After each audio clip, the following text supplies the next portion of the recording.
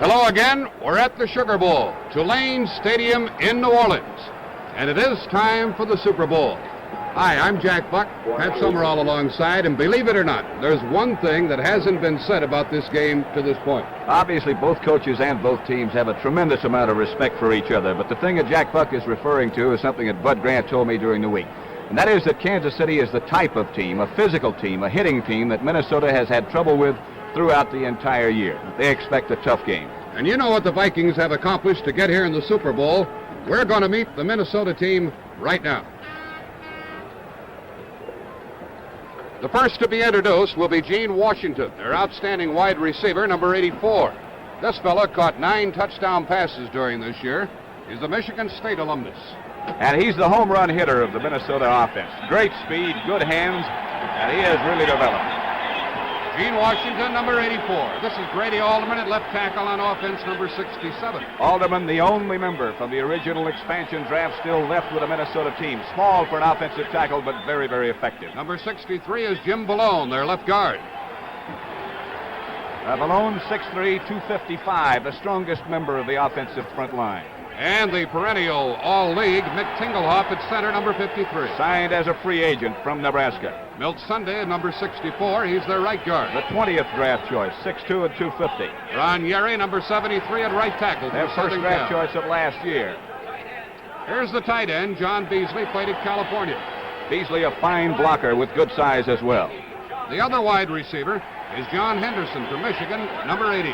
And like Gene Washington, he too has great speed. Here's Joe Kapp, the Minnesota quarterback, number 11. And what else need be said about him? Dave Osborne, their best runner this year, number 41, played at North Dakota. Had a great game last week against the Cleveland Browns. Bill Brown, the 9-year veteran from Illinois, is number 30, and the remainder of the Vikings with their coach, Bud Grant. And so we have met the defensive unit of the National Football League champions, the Minnesota Vikings. And now the Kansas City Chiefs will be introduced. We start with the left defensive end, Jerry Mays, number 75. One of 4 members of this Kansas City defensive unit who played in the 1966 Super Bowl. Curly Culp is at left tackle, number 61. 6'1", 265, the quickest of the front 4 for Kansas City. Here's the biggest man on the field, Buck Buchanan, number 86 at right tackle. 6'7" and 275 pounds from Grambling. He doesn't need to get the passer down. He can just stand up in front of him. Number 87 is Aaron Brown, the right defensive end for the Chiefs. 6'5" and 265, and what a game he had last week against the Oakland Raiders. Now we'll check the linebackers. And that's Bobby Bell, number 78 at the left side. And Bud Grant, the Minnesota coach, said this is probably the finest linebacker in football. In all of football, that is. And now the middle linebacker is Willie Lanier, number 63. Tough hitter is Willie Lanier. In the middle, good speed, 6'1", 245, a 3-year man. Here's a Notre Damer, Jim Lynch, number 51 at right linebacker. This is a man that Oakland tried to work on last week without success, we might add. A fine outside linebacker. At the left corner is a rookie, Jim Marcellus, number 40. Kansas City's number 1 draft choice of this past year, a man who plays up close to the offensive receiver. The strong safety is Jim Kearney, number 46. Kearney, too, of course, with excellent speed. This is number 18, Emmett Thomas. They've gone to the other cornerback. That's Thomas at the right corner.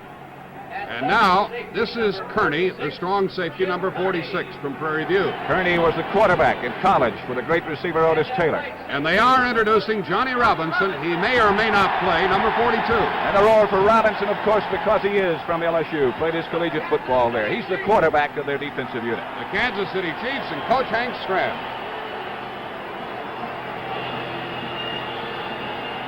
Temperature is 53 degrees here in New Orleans, and they say no more rain after a very rainy morning. We'll be ready for the start of today's Super Bowl game in just a moment. In the center of the field, the representatives of the 2 teams and John McDonough, who's the referee, the Minnesota Vikings have won the toss, and they have elected to receive. Jim Lindsay from Minnesota, number 21, Grady Alderman, 67, and Jim Marshall, number 70, representing the Vikings, who, by the way, are the visiting team here today, and they have elected to receive Kansas City with Lenny Dawson, number 16, Jerry Mays, 75, Jim Tyre, 77, and Buck Buchanan, 86. And the Chiefs are the home team for this Super Bowl game. In the stands today are some of our astronauts from Apollo 11. And on the playing field, John Mackey, the outstanding receiver and tight end of the Baltimore Colts, who is the president of the National Football League Players Association, has a presentation to make to the astronauts from Apollo 12, and they are Alan Bean, Pete Conrad, and Dick Gordon. They are here today, and they are to be honored by the National Football League Players Association. Two astronauts, Captain Charles Conrad, Captain Richard Gordon, and Captain Alan Bean. Three captains, the three astronauts, Alan Bean, Pete Conrad, and Dick Gordon, receive a standing ovation from those here in the Sugar Bowl. And we have about 80,000. We'll get the figure, of course, before the afternoon is over. And our three national heroes from Apollo 12 are on the playing field and being given a presentation by John Mackey of the Baltimore Colts. When this is completed, Mr. Pat O'Brien, he of Notre Dame motion picture fame, will recite our national anthem. And a lifetime membership in our new National Football League. We're going to hear the Stars and Stripes, and then the national anthem will be played by the Southern University Band, which is from Baton Rouge, Louisiana. John Mackey with his presentations to the three astronauts. Added spice to the wooing here for the Super Bowl game. And now the Southern University Band will be featured. ladies and gentlemen, Doc Severinsen, Pat O'Brien. Doc Severinsen will join the group that I have already mentioned to you. Mr. Kelly James is directing the Southern University Band. And now our national anthem.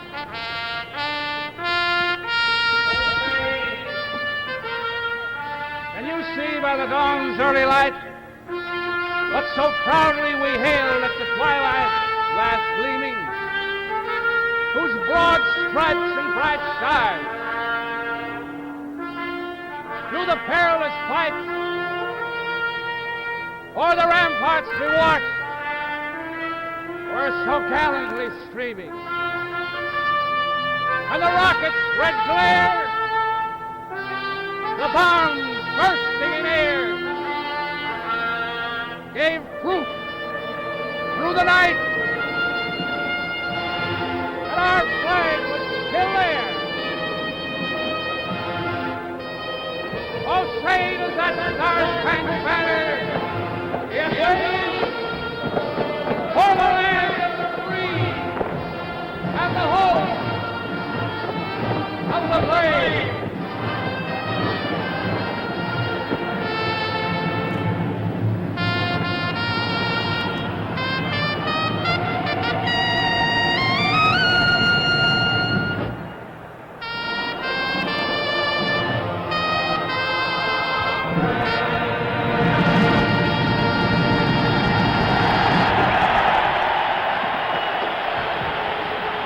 A thrilling moment here at the Super Bowl with Pat O'Brien, Doc Severinsen, and the Southern University Band. Now the field will be cleared in a hurry. The two teams go back to their final huddle, and Kansas City will be kicking off to the Vikings. And Pat Summerall, that initial momentum is so important in a game like this because even though the emotions are running high for sure on the part of both clubs, this momentum is not an automatic thing. It certainly isn't, and that moment of excitement continues until that first contact is made. We might tell you that is John Stenerud, of course, back to receive for Minnesota. Clinton Jones is number 26, and Charlie West is number 40. Stenerud will be kicking off with the wind at his back. Temperature is in the mid-50s. We had rain this morning. We expect no more. Stenerud should get the ball to the goal line, and you can see that the two receivers, Clinton Jones and Charlie West, who are both very dangerous, are in the end zone waiting. The referee, John McDonough, says, let her go.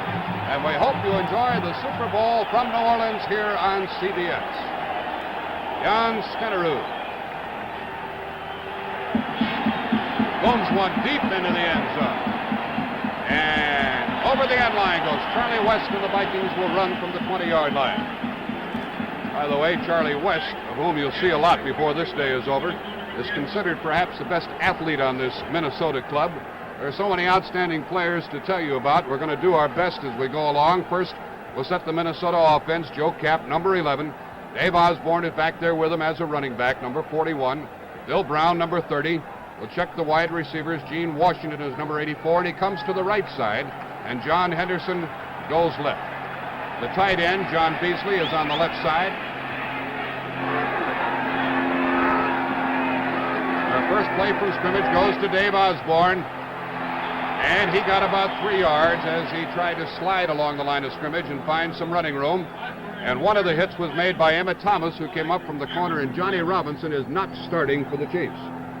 Now, this is something that, as you look at the Kansas City defense, it's sort of a new defense for Minnesota to look at, in that there'll always, or about 65% of the time, I should say, there will be a man in front of the offensive center. Now they go to a regular standard type 4-3. Osborne picked up 2 at 2nd and 8. Now the wide receivers have switched sides, and here's our first pass.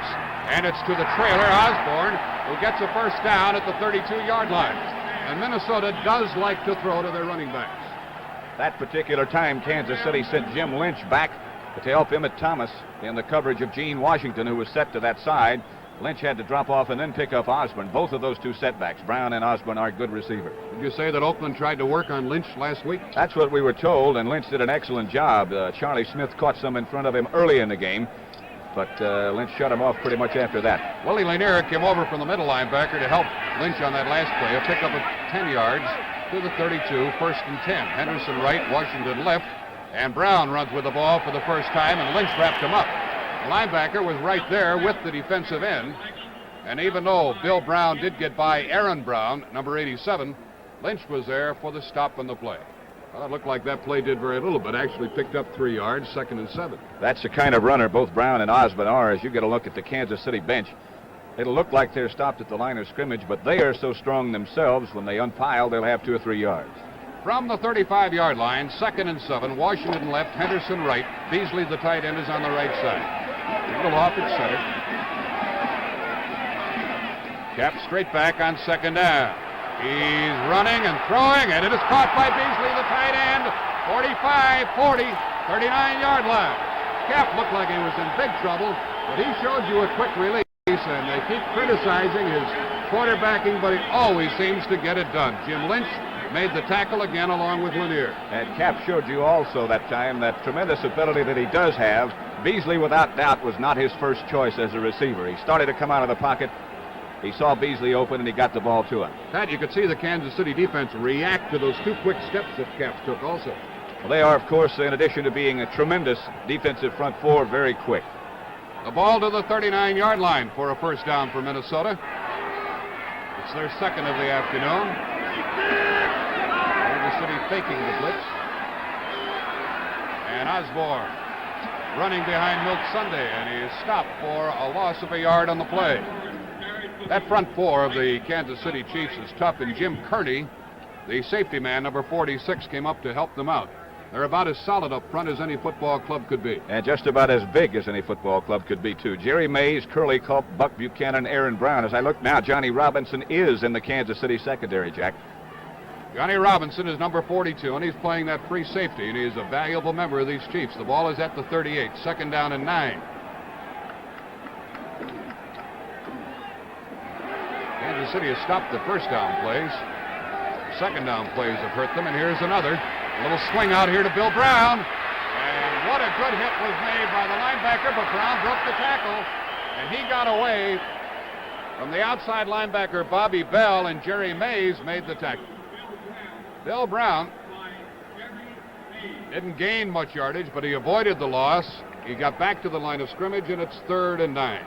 And I'll tell you something. He got away from Bobby Bell, who is supposed to be and is, without doubt, one of the finest open field tacklers anywhere in football. Brown got away from a tough man when he got away from Bell. 3rd and 10 now. Kansas City, not a team that's known to blitz a lot. But they might come this time to try to get Fred Cox out of field goal range. If he tried from here, it'd be about 46 yards. And he would be kicking into the wind, and so this is a very important 3rd down, as all 3rd downs are. We're here early in the game, no score. The Chiefs haven't touched the ball. 3rd and 9, and the fake running play. Cap rolls left and throws, and Beasley couldn't hang on.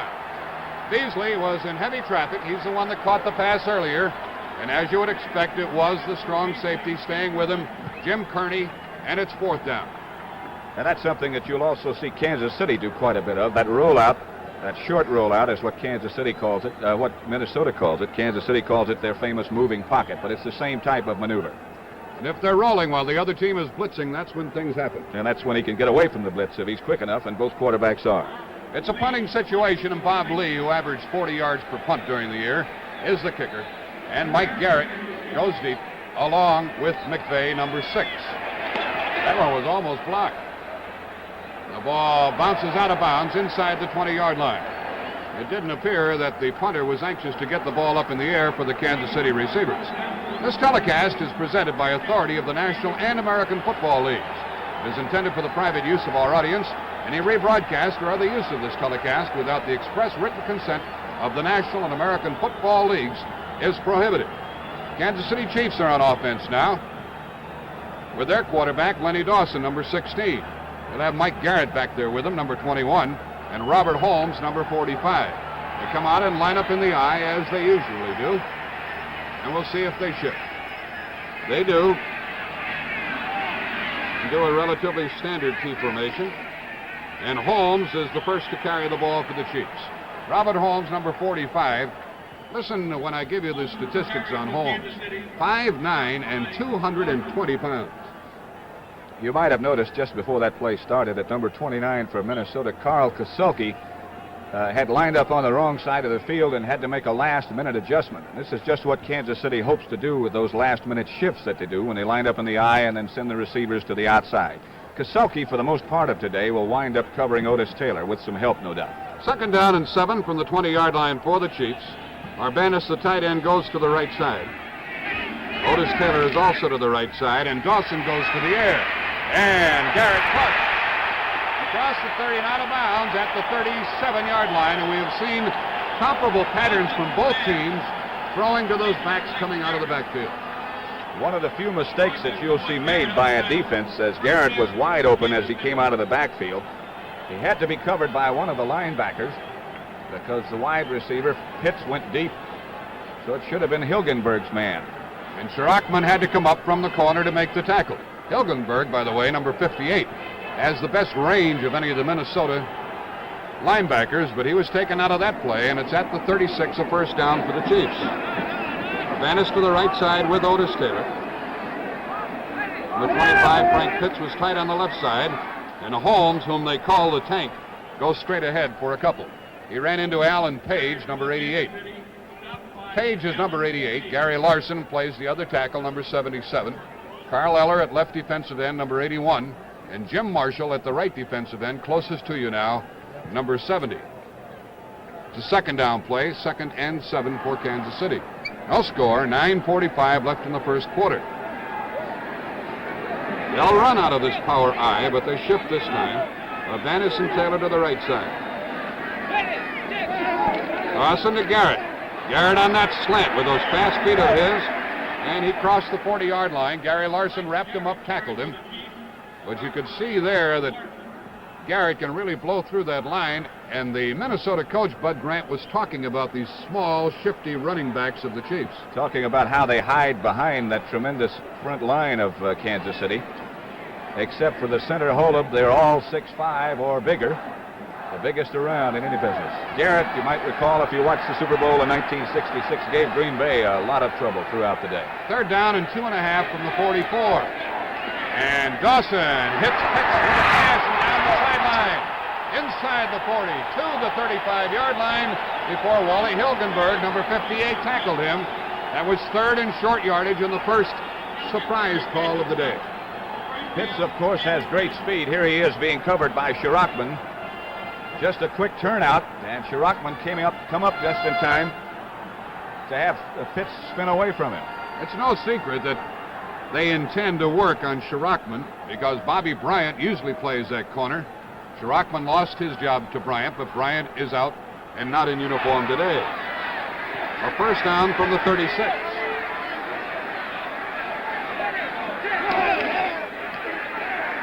Dawson is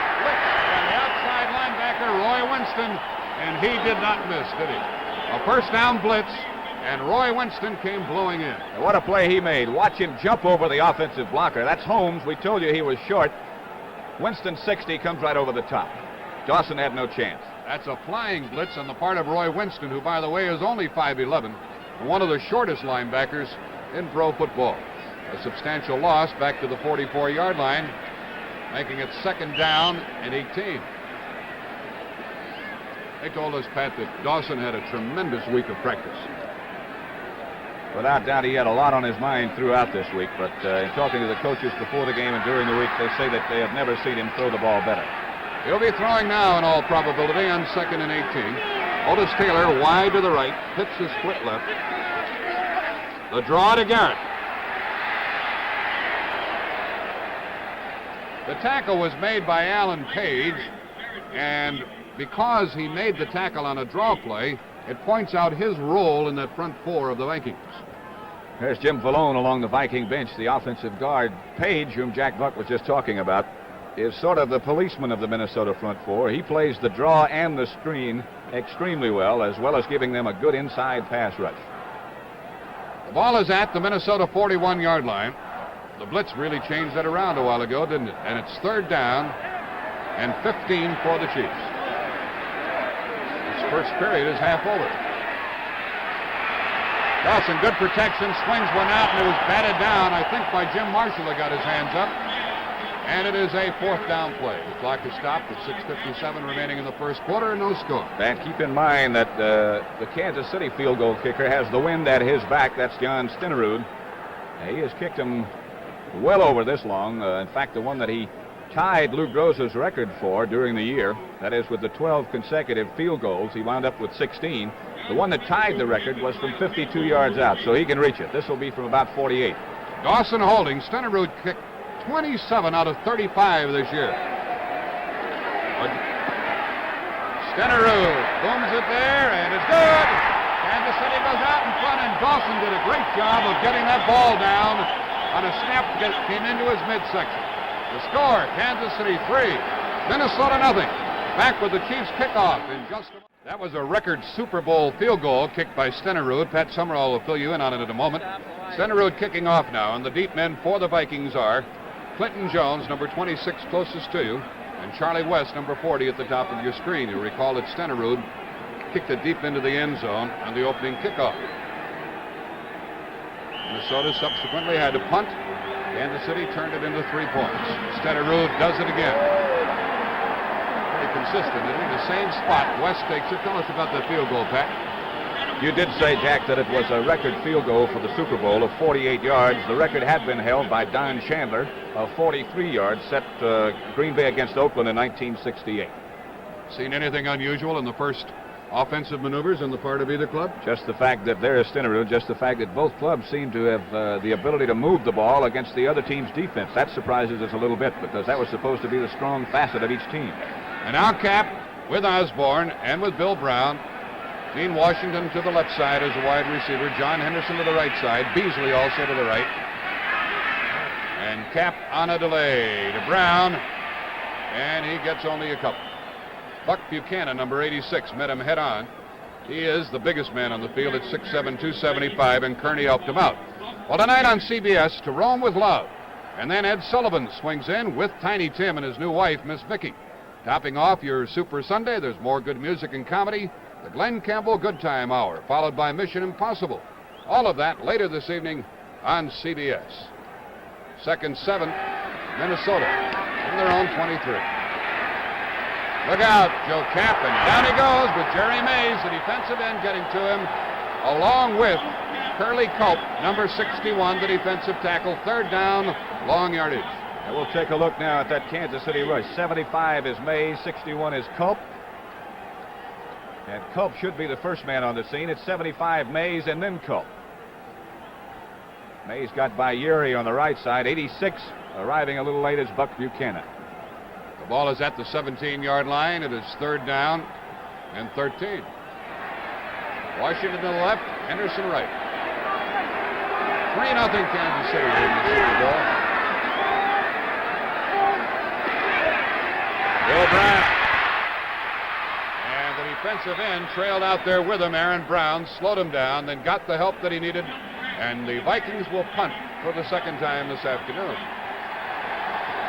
That particular time, Kansas City had put in a 5th defensive back, and I think that defense that Kansas City is using with a man over the offensive center to occupy him, either Culp or Buchanan might be causing the Vikings a little bit of trouble with their assignment. This is Bob Lee standing at his 11-yard line. Garrett and McVeigh are deep for the Chiefs. They're at their own 30. Kicking into the wind, a big rush. And the flag goes down. They got the kicker. And a return on the part of number 22, Willie Mitchell. But this play is going to go back, and roughing the kicker will be called as the Chiefs put on the big rush and did not touch the football, which is the necessary item. And this is going to be a challenge to the Kansas City defense, because this is the time you crack a defense, when they have to stay in a long time. We'll take another look at that, and you can see Lee's got his leg up, and he's hit by a swarm. I can't tell. It looks like 2 or 3 make contact. Curly Culp, I believe, is the one who got to the kicker, actually. And a major penalty brings the ball out into the Minnesota 41, and it's an automatic first down. And the Vikings will go from there. We pause 5 seconds for station identification.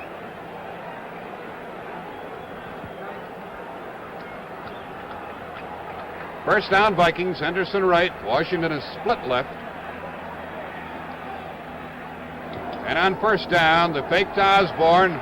The pass out to Brown. And a good tackle was made by Kearney. The strong safety was right with him. That's one of the attributes that Bill Brown has of the Minnesota Vikings, his ability to catch the football, which is unusual sometimes in a fellow his size. Gives us an opportunity to point out, too, that although both of these defensive units are very strong, there is one basic difference. Kansas City is basically a man-to-man defense in the secondary. Minnesota is primarily a zone defensive team. That play picked up only 1 yard, 2nd and 9 from their 42 for Minnesota.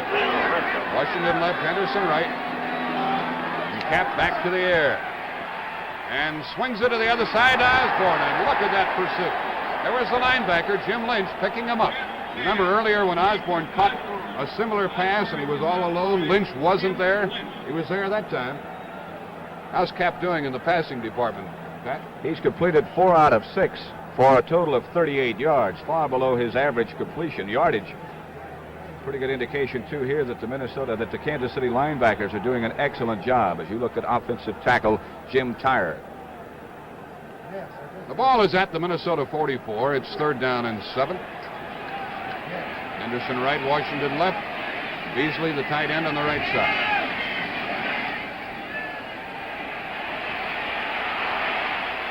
And incomplete as Henderson, well, they say he was ridden out by the defense, and there's the difference. Now, he did not get both feet down in bounds, but he was ridden out of bounds by the defense, and a completed pass at midfield. He was hit by 2 defenders. It appeared Jim Marcellus, number 40, the cornerback, hit him first. Henderson, we'll take another look at it right now. Just a simple sideline maneuver. Marcellus fell down. He was hit by Bobby Bell, the linebacker, and by Marcellus, and they took him out of bounds. Kearney was also in on the action. So even though he completed the pass, it's not a first down, and it's 4th and 1 at midfield, and Bob Lee is punting again. We'll watch the rush. Lee handled the high snap. And Kansas City lets the ball roll, and it's into the end zone. It'll come out to the 20-yard line. A great effort was made to bat the ball back by Hackbart and keep it from going into the end zone, but the Chiefs will go from their own 20-yard line. There's a timeout, and with the score, Kansas City 3, Minnesota nothing. Let's pause for a moment. Joe Camp along the sideline talking it over with Henderson. He was talking with Gary Quazzo a while ago. And now the Chiefs from their own 20. The Chiefs are leading 3-0. Otis Taylor to the right. Shifting out of the eye. That's a fake to Holmes. Garrett slipped and fell. The pass is caught by Pitts beyond the 35-yard line. Garrett, I think, was the primary receiver, Pat, and he slipped and fell when he headed for the sideline, and Dawson picked up Holmes down the middle. And we can take another look at it right now. Frank Pitts with that great speed, 75, as he is getting past the chuck of Wally Hilgenberg. Bounced off Lonnie Warwick, the middle linebacker, and by that time, Dawson had the ball there. Paul Krause made the tackle at the 40, a first down for Kansas City. Frank Pitts caught that last one. Here's the quickie out here. Otis Taylor and he draws a lot of people. But a big gain on the play. Paul Krause, the tackler, once again. For the most part, Minnesota plans to roll their zone so they can double cover Otis Taylor. That could be one of the reasons for the success of Frank Pitts so far, the Minnesota bench. Pickup of 9 on the pass to Otis Taylor, and Dawson is holding a hot hand here in the early going of the Super Bowl. 2:06 remaining in the first quarter. Second down and 1.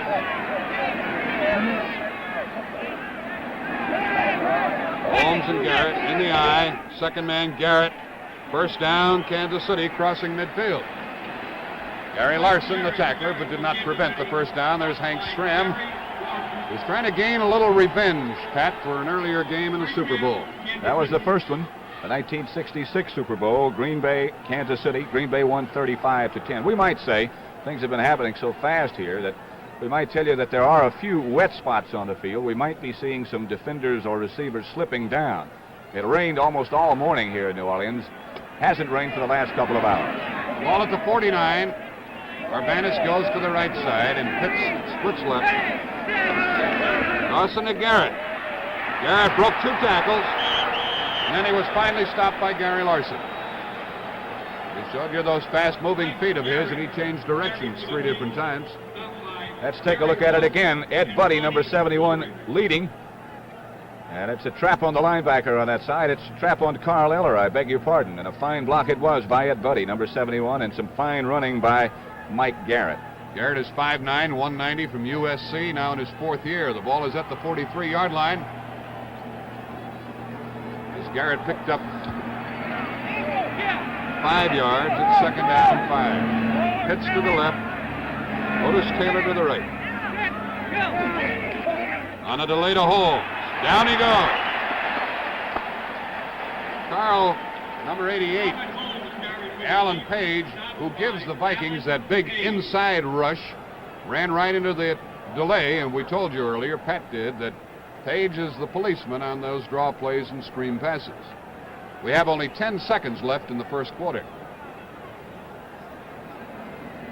And Kansas City will not run a play before the gun sounds. The scoreboard clock is official. There's the gun. That's the end of the first quarter with the score, Kansas City 3 and Minnesota nothing. Pat Summerall's alongside. I'm Jack Buck. We start the second quarter of the Super Bowl. The ball is at the Vikings 48, and it's 3rd and 9 for Kansas City. The only scoring in the first quarter, a 48-yard field goal by Jan Stenerud. Here's the fake draw, down the middle pass, and incomplete. Look at those flags come down as interference is called. Ed Shirachman came over the top and drew the flags as interference is called against Minnesota. And again, Dawson was looking for Frank Pitts, number 25, with the good speed and getting single coverage for the most part from Shirachman. And you could see that some contact was made before the ball got there. Shirachman got him with the body. John McDonough's the referee. He's from the American Football League. Lou Palazzi, the umpire from the NFL. Headlinesman Harry Kessel from the American Football League. Bill Schleibaum of the NFL is the line judge. Field judge Charlie Musser of the AFL, and the back judge Tom Kelleher of the National Football League. First down pass to the side, and it is caught by the big man Taylor. And he is being covered by Ursel McBee, number 46, who made the tackle. Taylor is a tough man when he latches onto that football. He's 6'3", 215. Pat, you'd have to rank him 1, 2, 3 as the best pass receiver in pro football. Just about everybody you talk to about Otis Taylor would tell you that. Dawson is throwing the football. We told you he had a good week in practice. Boy, he's sharp so far. He's hit 5 out of 6 for a total of 73 yards. And he has the Chiefs at the Minnesota 24. Second down, 3.5. Pitts is wide left. Arvanis to the same side.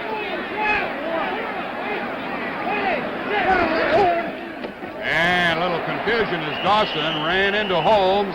Holmes didn't go deep enough on the handoff, and it'll be third down and longer yardage. Pat, I suppose it would amount to an editorial, but to this point you'd have to say that Kansas City is taking the game to them. Certainly would appear so far. The offensive line for Kansas City is doing an excellent job of protecting Dawson.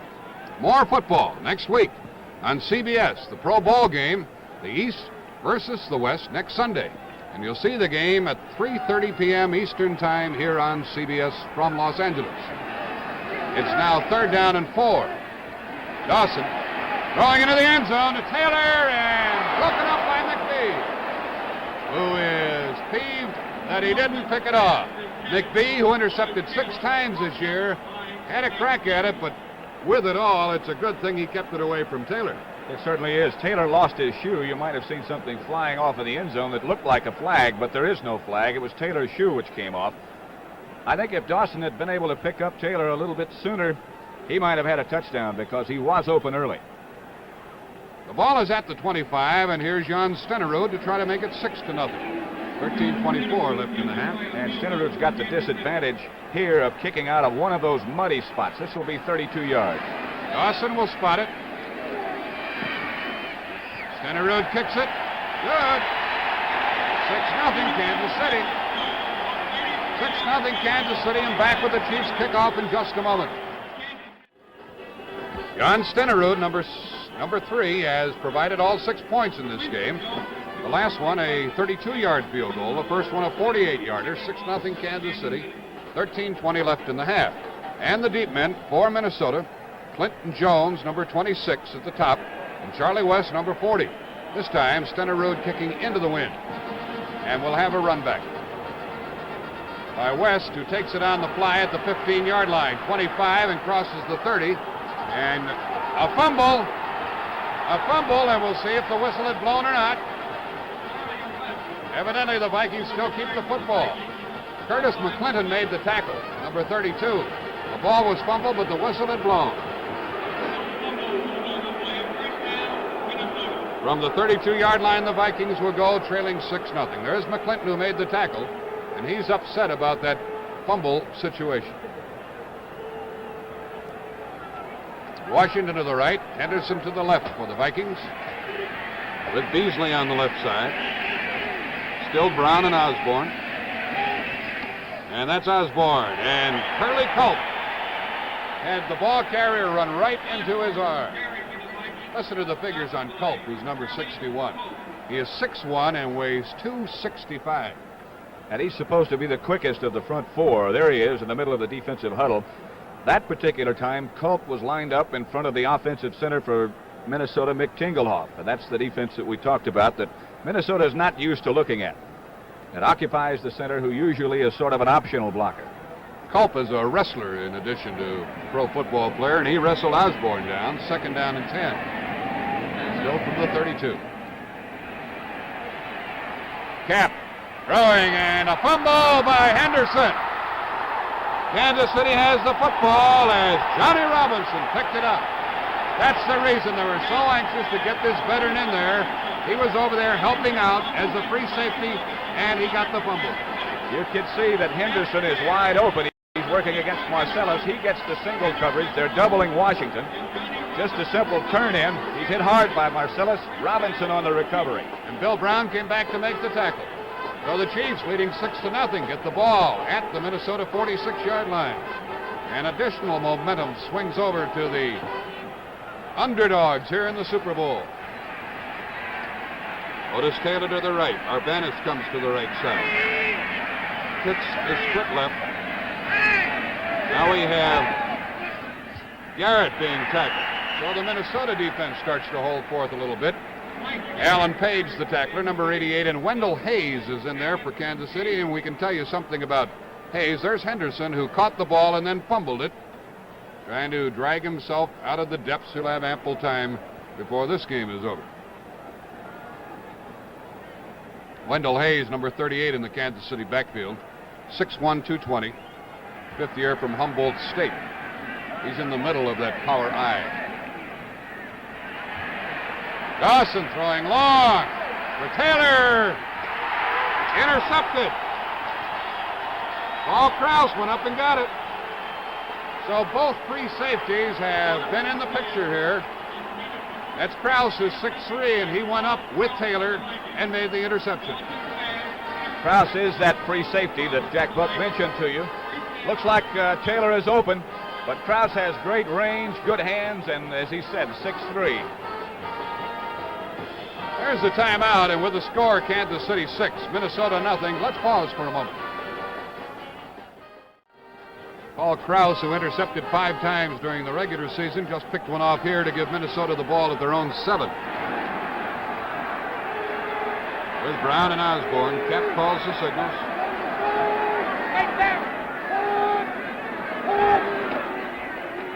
And Osborne.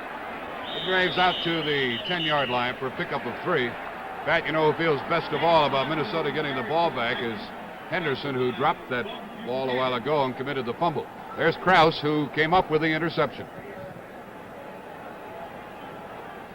You can see on the playing field the official moving the ball out of an extremely muddy spot. And of course, they do that for both clubs. And he moves it to the hash mark. 2nd, 7, Minnesota at their own 10. Henderson right, Washington left.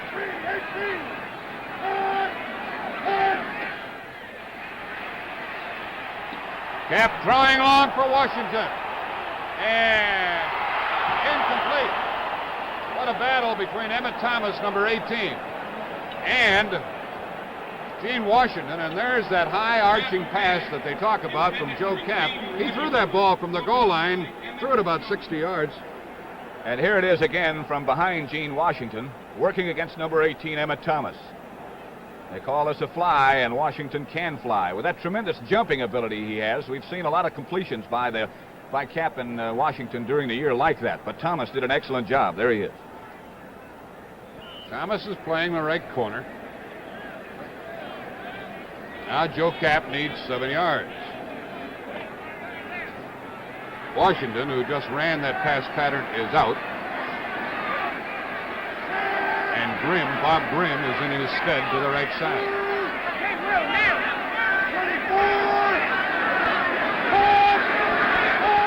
A flag, too much time. That'll move the ball back to the 5-yard line, half the distance, and make it 3rd down and 12. And the reason for that penalty is that the Kansas City linebackers, Bell, Lynch, and Lanier, 63, right in the middle of your picture right now, were moving around, changing their defense, or making Joe Cap think that they were changing their defense. He called an automatic at the line of scrimmage and took too much time in doing so. It's called a procedure penalty against the Vikings. We have 10:22 remaining in the half. Kansas City is leading 6-0 on 2 Stenerud field goals. And now Joe Cap needs 12 yards on this 3rd down play. He still has Bob Grimm in there to the right side. John Henderson to the left. From the end zone, behind the goalpost, Cap throws on the run for Grimm, and incomplete. And staying right with Grimm, step for step, was Jim Marcellus, number 40, the rookie cornerback. It's not very often in pro football that a first-year man comes in and takes over the cornerback spot, but Marcellus did. Well, the ever-popular Harlem Globetrotters return to CBS with a special.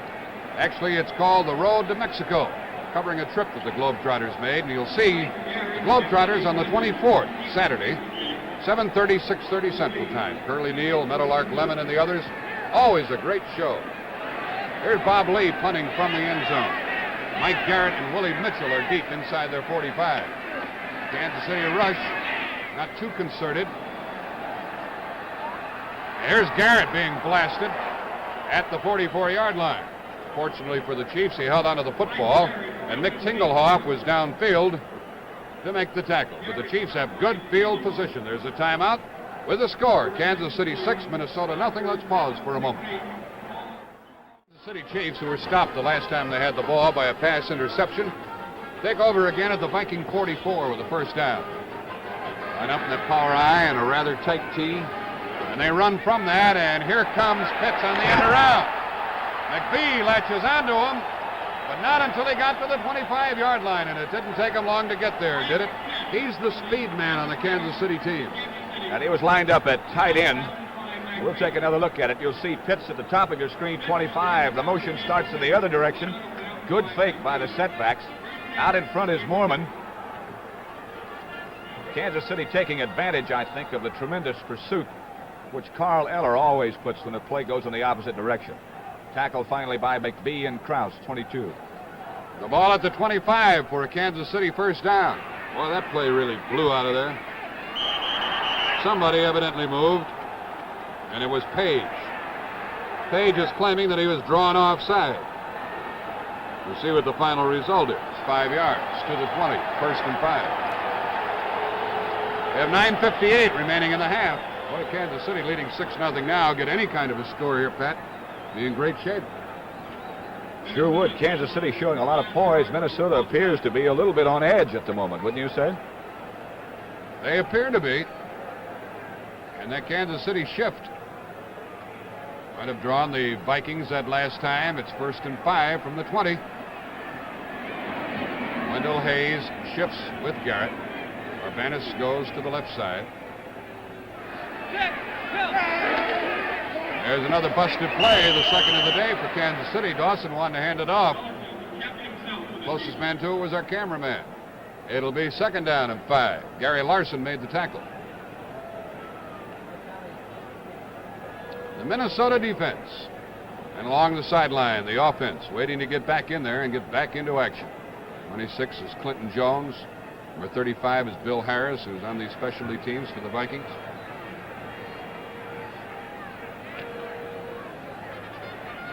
Second down and 5. Taylor is split right only a couple of yards. Frank Pitts is wide to the left. And how about the tackle of Dawson after the handoff by Alan Page? He was right on top of Dawson, who was fortunate to get rid of the football to Wendell Hayes, who carried to the 19-yard line. Alan Page was really roaring in there, and Jim Marshall finally made the tackle on Wendell Hayes. Page apparently still a little upset about that penalty called against him a few minutes ago. Dawson must have made an excellent fake. Hayes wound up with the football. They tell us that Hayes is the quickest of the 4 running backs that Kansas City utilizes. And when you're quicker than guys like McVay and Mike Garrett, you're pretty quick. 3rd down and 4. Here's the delay to Hayes. He did not get the 1st down, and we'll see how the Chiefs play it. Will they try for a field goal for the 3rd time? Wally Hilgenberg, the outside linebacker, along with Roy Winston, helping out up front, and Stenerud back into the game. Earlier, he kicked one for 48 yards for a Super Bowl record, added to it with a 32-yarder.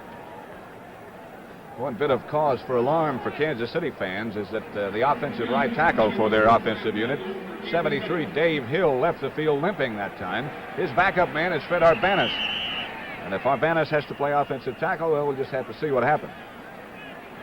They're changing a football. Kansas City team requested it, and the officials allowed them to do so. Dawson will hold it to 25, and Stenerud will try to make it 3 for 3. 7:57 left in the half. Good again. The score is now Kansas City 9, Minnesota nothing. And back with the Kansas City kickoff in just a moment. I'd like to point out here that each team is using their own league football. 2 leagues have different footballs slightly. Stenerud kicking off, same deep men, Clinton Jones at the top, and Charlie West, number 40. Stenerud kicking into the wind, gets it up high. It'll be returned by Charlie West, who takes it, fumbles it. Kansas City has it. Kansas City has the football inside the 20-yard line. The last time Stenerud kicked off, West took it on the fly. I was surprised he caught it. He didn't this time. He had to come a long way as that ball hung up there a long time. Stenerud kicked it against the wind. Looked as if it might have been recovered by number 65, Ramey Prudhomme. It was Prudhomme who picked up the football at the 19-yard line for Kansas City. So after getting a field goal only 12 seconds ago, Kansas City gets the ball back again. Eddie Dawson calls the play. Otis Taylor goes to the left side along with Frank Pitts. They have their 2 fast wide receivers to the same side. And here's Dawson being belted by Jim Marshall. Number 70. What do they say about Marshall, Pat? Of the front 4, possibly in football, Marshall, number 70, is the quickest off the ball. For an offensive tackle who hasn't played against him, he'll be by you before you realize it. He caused a loss of 7 yards, 2nd down, 17. By the way, we might tell you that Dave Hill, who we thought might have been injured just a bit on the last series of downs when Kansas City had the ball, is back. So the problem we anticipated did not materialize. Hill is number 73 at right tackle. E.J. Hollab at center, Mormon and Buddy at the guards, and Tyre and Hill at the tackles. Here's the delay to Hayes. Hayes to the 15-yard line. That's what Pat Summerall meant earlier when they talked about how quick Wendell Hayes is. Roy Winston tackled it. Excellent call by Dawson, too. Second and long yardage, an excellent block in front by E.J. Hollab, the offensive center. Hollab ran Larson right out of there, didn't he? He certainly did. Finally, the tackle made by Winston, and Hayes, in addition to being quick, obviously is very strong. The ball's at the 14, and it's 3rd down and 5. Now they shift out of the eye. Urbanus to the right side. Dawson rolling right, throwing end zone to the 5-yard line. It'll be a 1st down as it's caught by Otis Taylor. Otis Taylor had been to the goal line, and he came back to receive that one. What a job he did to get his feet down in bounds. That could give you some indication of the kind of body control he possesses, as he did a tremendous job to get his feet down without being out of bounds. What a strike by Dawson. What a day he's having, Pat. His figures now read how? 6 out of 9 for a total of 83 yards. 1st and goal from the 4. Minnesota allowed only 6 touchdowns on the ground all year. Hayes and Garrett in the eye. Dawson to Garrett. Nothing doing. The whistle blows as he is wrapped up by Marshall and Larson, with Marshall the primary tackler.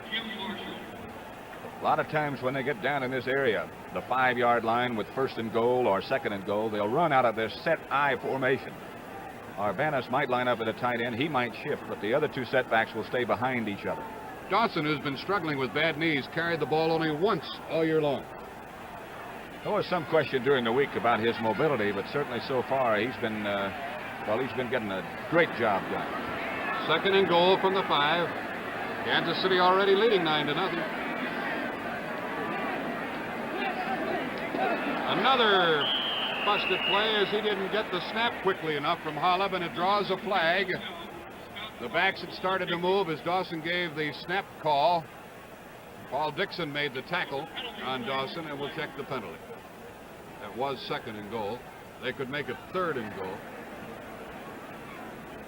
Lester Richardson reports into the game for Kansas City. He's a wide receiver.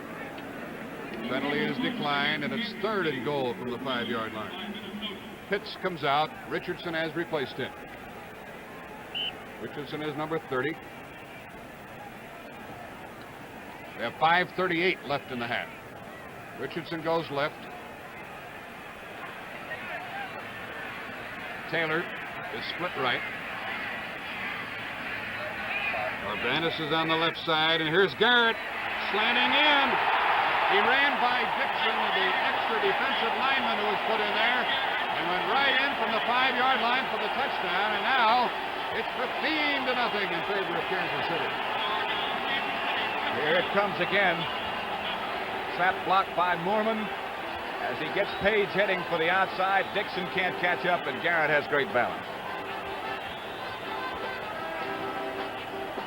15-0 in favor of the Chiefs, and what a jubilant sideline scene we show you. As Stenner Road will try to make it 16-0. We have 5:34 remaining in the half, and Minnesota has been able to do very little. You notice that Stenner Road's kicking from a little angle. He's asked him to move the ball out of that extremely wet spot. Dawson holding. Stenner Road has been perfect all afternoon. The score mounts to 16-0 Kansas City, and back with the Chiefs kickoff in just a moment. About 80,000 on a comfortable day, but the National Football League fans are very uncomfortable at the moment. 5:34 remaining in the half. We're watching history in the making, and is history repeating itself? Clinton Jones and Charlie West are waiting for Stenner Rood's kick. High in the air, and Clinton Jones has West go in front of him, take it at the 6, 15, 20, 25, crosses the 30-yard line. West, who fumbled the last time, anxiously latching onto that football, and now the Vikings will try to get something done before halftime. National Hockey League action on CBS commenced today. Now, next Sunday at 1 o'clock Eastern Time, you'll see the Los Angeles Kings versus the Detroit Red Wings. CBS today, our fans saw Montreal beat New York 4-1. The ball at the 32. Cap on first down. Throwing, caught by Henderson at midfield now, 45-yard line. And inside to the 41-yard line before Johnny Robinson tackled it. And again, Henderson is the man that's getting the single coverage. This is a simple turn-in pattern. He just curls behind the linebacker, Emmett Thomas to the outside. And he looks hungry now. One thing he did, he made sure he put that ball away before he started to run, and it was very important. You might have seen number 46, Jim Kearney, go out of your picture and out of the coverage. That was because one of the Minnesota setbacks had come out and drawn him in that direction. So the Viking offense gets a jolt, and it's first down. At the 41-yard line of Kansas City. Another first down pass. Cap lofts one out over the middle. Incomplete is the call. It was intended for Oscar Reed, number 32, who, by the way, out of the backfield is an outstanding pass receiver.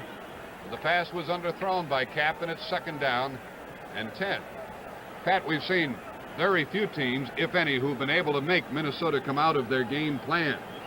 Trailing now 16-0, they might well have to do so. They certainly will have to do so because they can't afford to play the kind of football that they like to play, and that is ball control when they're trailing by this much, 16-0. And I can't help but think of the final score of last year's game. Second down and 10.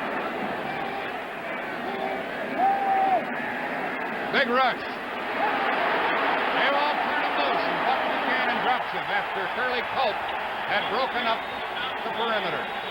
Curly Culp was the first one through. Buchanan wrapped him up.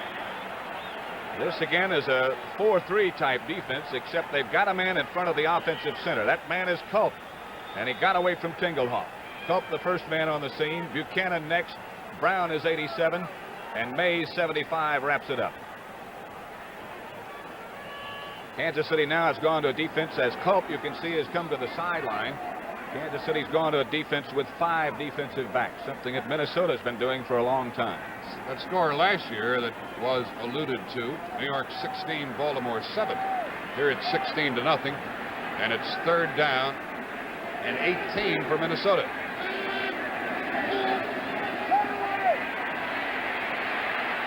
Cap has one almost picked off by Marcellus. Was intended for Henderson, and boy, he had no less than 5 defenders around him. That's as a result of those extra defensive backs. Goldie Sellers is number 20, who was involved in that coverage, like Marcellus. Now a punting situation, and Willie Mitchell goes back deep along with Mike Garrett. And Bob Lee has been one of the busiest men for Minnesota, but this is a field goal attempt from the 44-yard line of 56 yards by Fred Cox. Trying to take advantage of the wind. It's going to be returned by McVay. He's to the 20. Did not get to the 25-yard line, but Kansas City has the ball back again with Mick Tingelhoff making the tackle for Minnesota. Well, you've seen a lot of halftime shows this year and in other years. What a dandy we have lined up for you today. That Southern University band, Al Hurt, Marguerite Piazza. This will be one of the greatest shows you've ever seen, so don't go away. 3:25 remaining in the half, clock running. See if Kansas City, well, see how they play it as they lead 16-0 from their own 24. They started the running play with Wendell Hayes and McVay. And McVay, who's 5'9", weighs 182, wearing number 6. Lost a yard as Alan Page got him first, and then Lonnie Warwick, number 59, got to him, middle linebacker. Warwick is worth talking about. He's a guy who a couple of years ago might have been a little bit overweight, but he worked extremely hard to get his weight down, get himself in excellent shape, and what a hitter he is. We've seen him really put out some shots. Here's a pitch to McVay, and he cuts back inside. He gets to the 25, and it'll be third down and 9 coming up, with Alan Page making the tackle, number 88, along with Roy Winston, the outside linebacker, number 60. We're getting down now to the point we'll have this 2-minute warning. Not too long. 2:20 remaining in the half. And as you think ahead, neither team has used a timeout yet. Both Kansas City and Minnesota have 3 left. So still plenty of time for lots of action.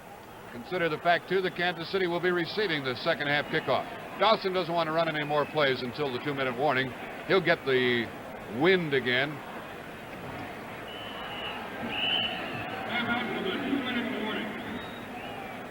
And he wanted to allow as much time to elapse as possible, and you would too if you were leading 16-0. He comes to the sideline to talk to Hank Stram, who's got to be one of the most even-tempered people in this game of football. Throughout the week, regardless of what he was asked, regardless of what situation he might have found himself placed in, he approached it in the same calm manner. What a job he's done as the Kansas City coach. The only one they've ever had, and the owner of the best record of the AFL teams in their 10 years of existence. On the far side, the gentleman on your left, as you look at it, talking to his middle linebacker, Lonnie Warwick now, number 59, is Bud Grant. Talking about outstanding jobs, he's done one too.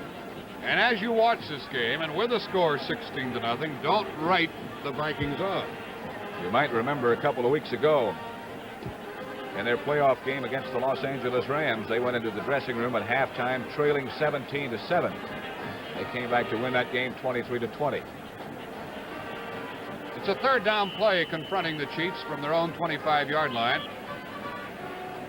As we resume, following the 2-minute warning, it's 3rd and 9. CBS bringing you the Super Bowl game from New Orleans. Both Pitts and Taylor go to the left side. Arbanis, the tight end, is on the right side. It's 3rd and 9. Dawson stays on the ground, and McVay running to the short side. He did not get a first down, or perhaps he did. Carl Eller tackled him.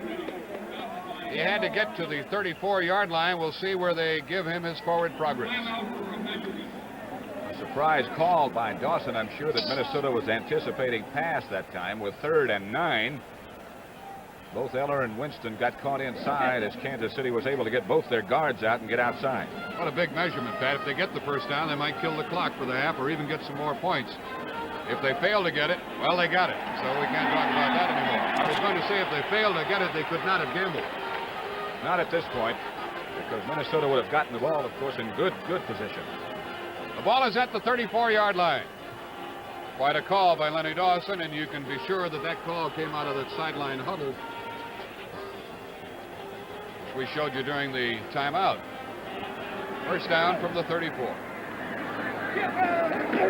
Here's Dawson on the end around again to Pitts. Winston missed him. Pitts gets to the 45-yard line. Carl Eller chased the play, caught up with it, and made the stop. This is that same end-around play as Dawson fakes to his runners to the right, to Holmes, or to Hayes, rather, and gives the ball to Pitts, and there's some of that great speed. Winston had to fight off 2 blockers in front of him. Both Hill and Moorman were out in front. Finally, he's knocked out of bounds by Eller. Funny thing, Pat, NFL teams had defense that end around so well that we saw very little of it work effectively this year. They run it in an entirely different way. It has been effective. The quickie to Taylor. The tackle by McVie. We have 1:22 remaining in the half. Let's see if Kansas City wants to stop the clock. The clock is official for the Super Bowl game. Clock is running. 1:10 remaining. A little bit further, and Stenerud could be in the picture once more. He certainly could. Dave Hill is left again at offensive right tackle. His place has been taken by 65, Ramey Prudhomme. Here's the draw play to Hayes. That was 2nd and 7. Hayes got down into Minnesota territory. Gary Larson tackled him. And now Kansas City stops the clock with 49 seconds remaining in the half. The score, Kansas City out in front 16-0. The ball is spotted at the 49. And it'll be a 3rd down play. Now Hill goes back into the game. He's at right offensive tackle, number 73. Ramey Prudhomme had replaced him, but he comes back out. So he's got to be hurting, Pat, but hanging in there and wanting to play. Just checking statistics, Jack, as you get a look at Bud Grant on the far sideline. And Frank Pitts is both the leading rusher and the leading receiver for Kansas City in the first half. And I know who the leading passer is in this game. Well, certainly, you must know it's Lenny Dawson, who now has thrown 11 times, I beg your pardon, completed 7 for a total of 86 yards. 49 seconds remaining in the half. You have to remember that in this quarter, Kansas City is moving into the wind, and so Stenerud's effectiveness is diminished somewhat. Taylor's to the right side. And now they go into the shotgun formation. And Lenny Dawson throws, and it is almost intercepted by the linebacker, Wally Helgenberg. And his hands on the ball as Kansas City shifted into the shotgun formation, or what used to be called a short punt. He almost drew a penalty from Minnesota, but they didn't make contact.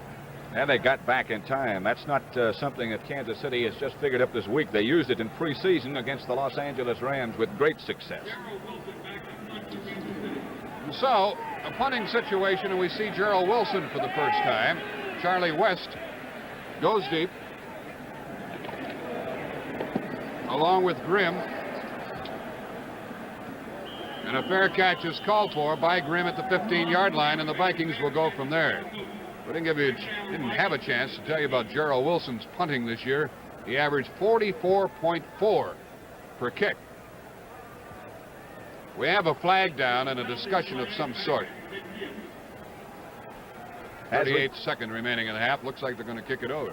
As we told you a few minutes ago, Minnesota has all 3 of their timeouts left. Kansas City has 2. But only 38 seconds with which to perform. A penalty against Kansas City moves the ball back to the 46-yard line. And we have a motion procedure, backfield in motion. So Wilson will punt from inside his 30-yard line. Get it away from inside his 35. Again, it's Grimm and West deep. Grimm's 27. Score 16-0 Kansas City. Big rush. Wilson was anticipating it, got it away, and what a punt. That won't hurt his average, will it? Kansas City downs the ball at the 10-yard line. So now there are only 28 seconds remaining in the half. The man who downed it for Kansas City, number 24, was a fellow who was just recently activated.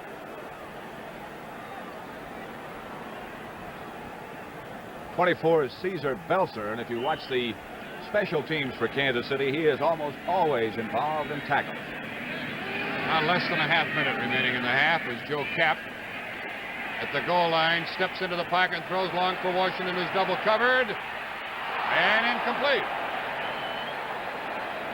Johnny Robinson was out helping out along with Emmett Thomas. And did Kapp throw that ball a long way? That ball traveled 50, 70, about 75 yards in the air. A lot of people have the idea that Kapp can't throw the ball a long way. He does throw a ball that wobbles quite a bit. As you can see, we have 13 seconds left now. But he fired that one out of the gun from the end zone about 65 yards in the air. That ball wobbled for 65 yards, and Washington almost caught it. 13 seconds left in the half. 2nd and 10 from the 10. 5 defensive backs in for Kansas City. And now Kapp runs into his running back and runs for a couple of yards. And let's see if Minnesota calls timeout. They let the clock run. Clock is official, we mention again, and that ends the half. And listen to the Kansas City fans. Don't they love it from the Super Bowl? The end of the first half with the score. Kansas City 16, Minnesota nothing.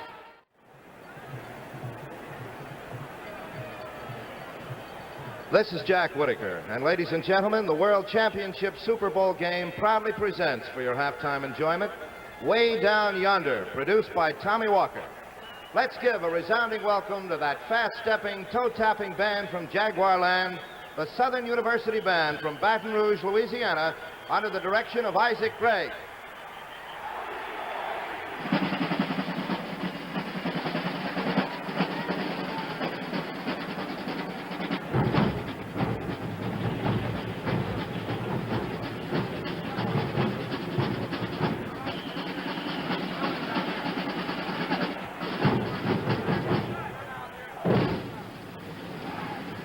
Join us in welcoming the band and all the watching world to Way Down Yonder in New Orleans.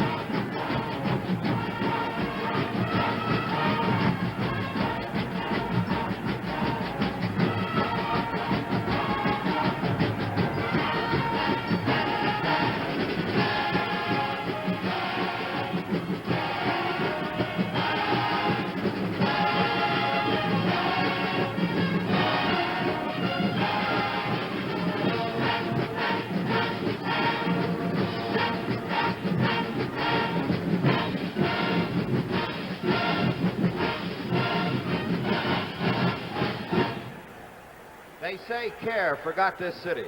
We hope you never will. New Orleans, the Crescent City. New Orleans with streetcars named Desire, traveling on streets paved with dreams.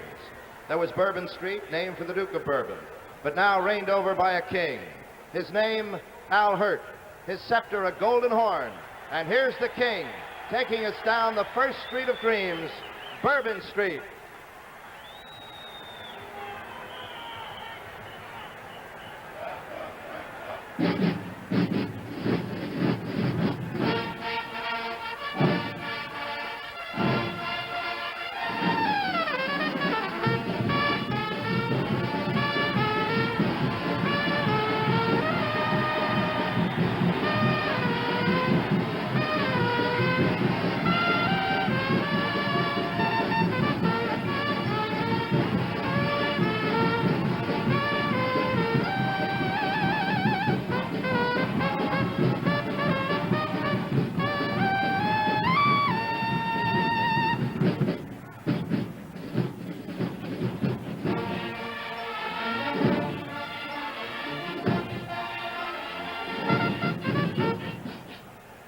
Bourbon Street to Basin Street, where it really all began.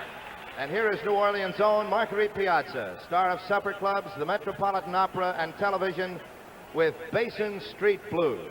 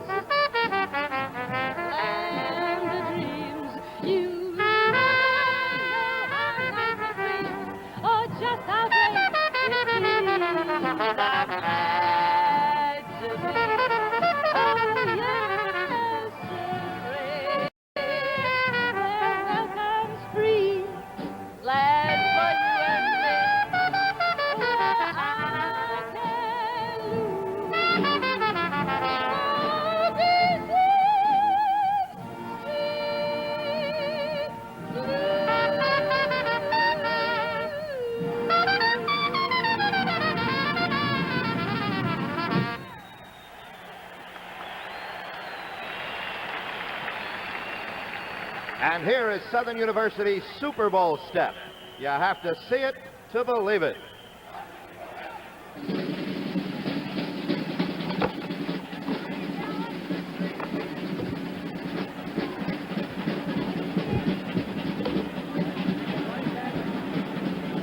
From Basin Street to South Rampart Street, named for the old city's protective wall.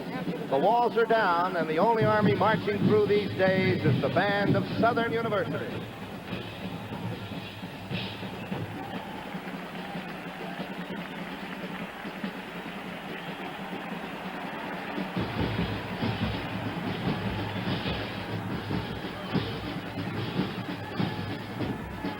They play South Rampart Street Parade.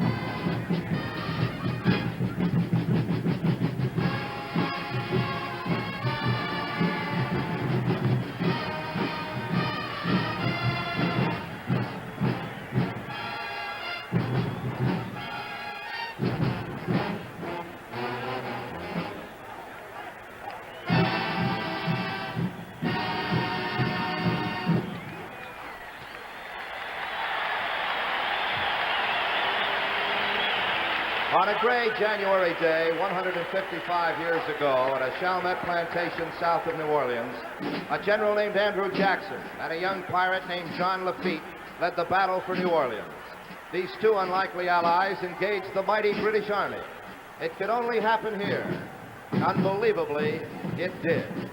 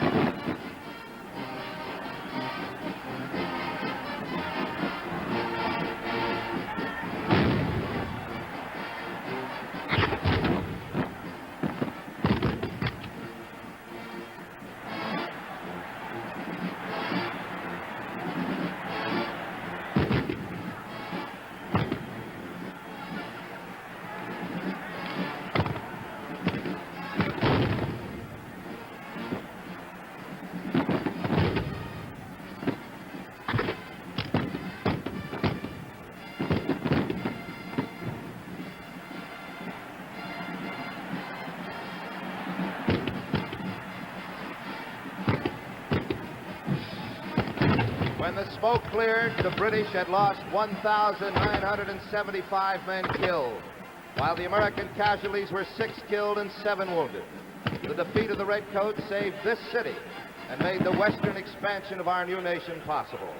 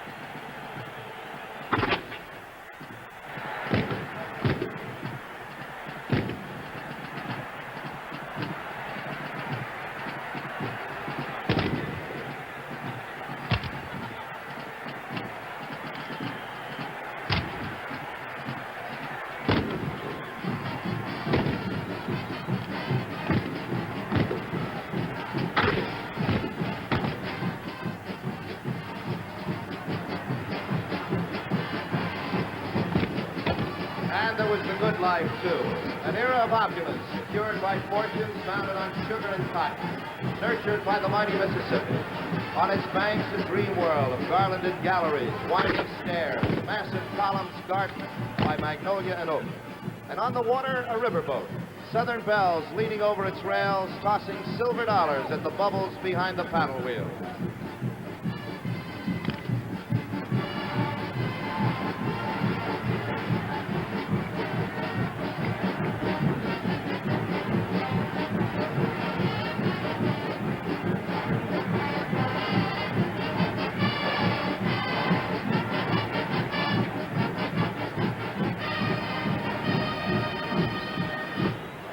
We are now going to be serenaded by a couple of river minstrels who many times have floated down the Mississippi. The minstrels, Al Hurt and Lionel Hampton. The song, Do You Know What It Means to Miss New Orleans?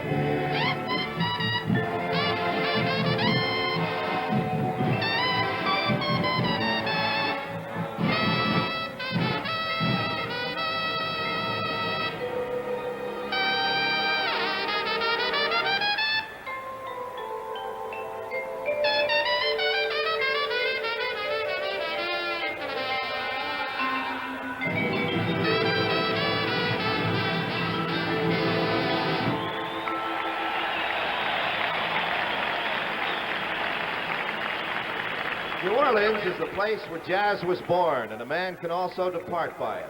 The Jazz Funeral. Their names read like jazz poetry, and poetry was what they were all about.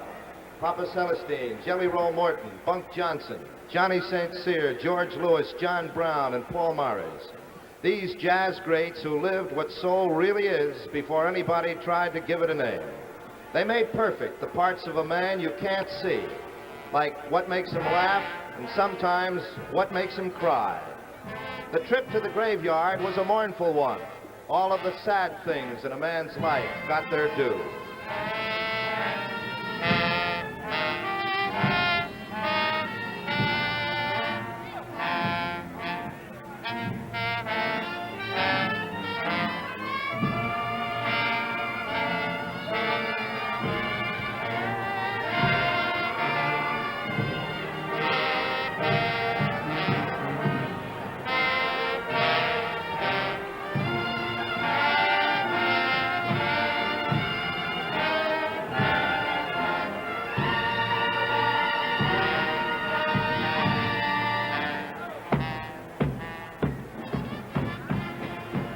The jazz on the trip back from the graveyard was something else again.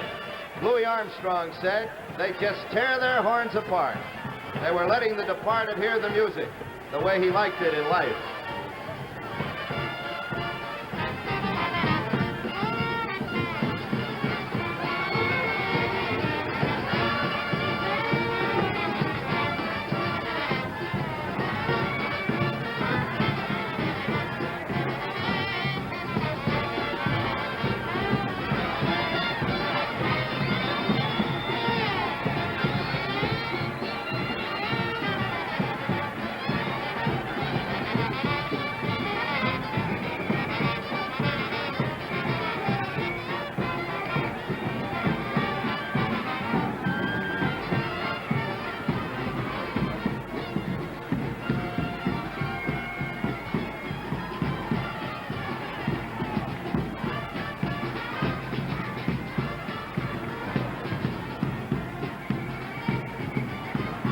courtesy.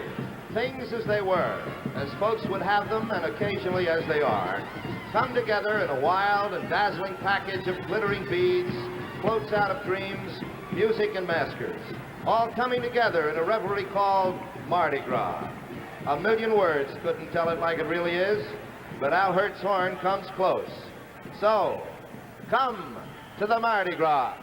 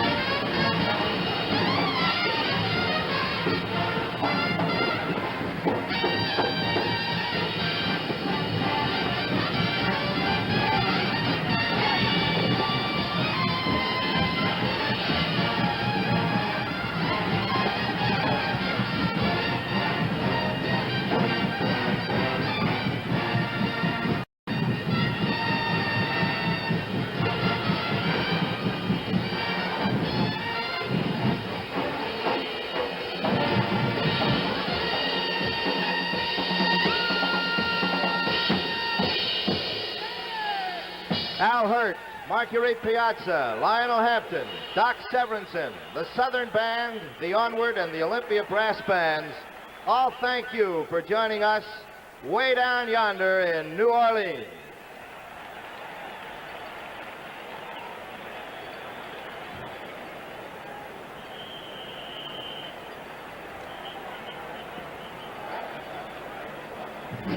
The show produced by Tommy Walker, script by Gus Watt.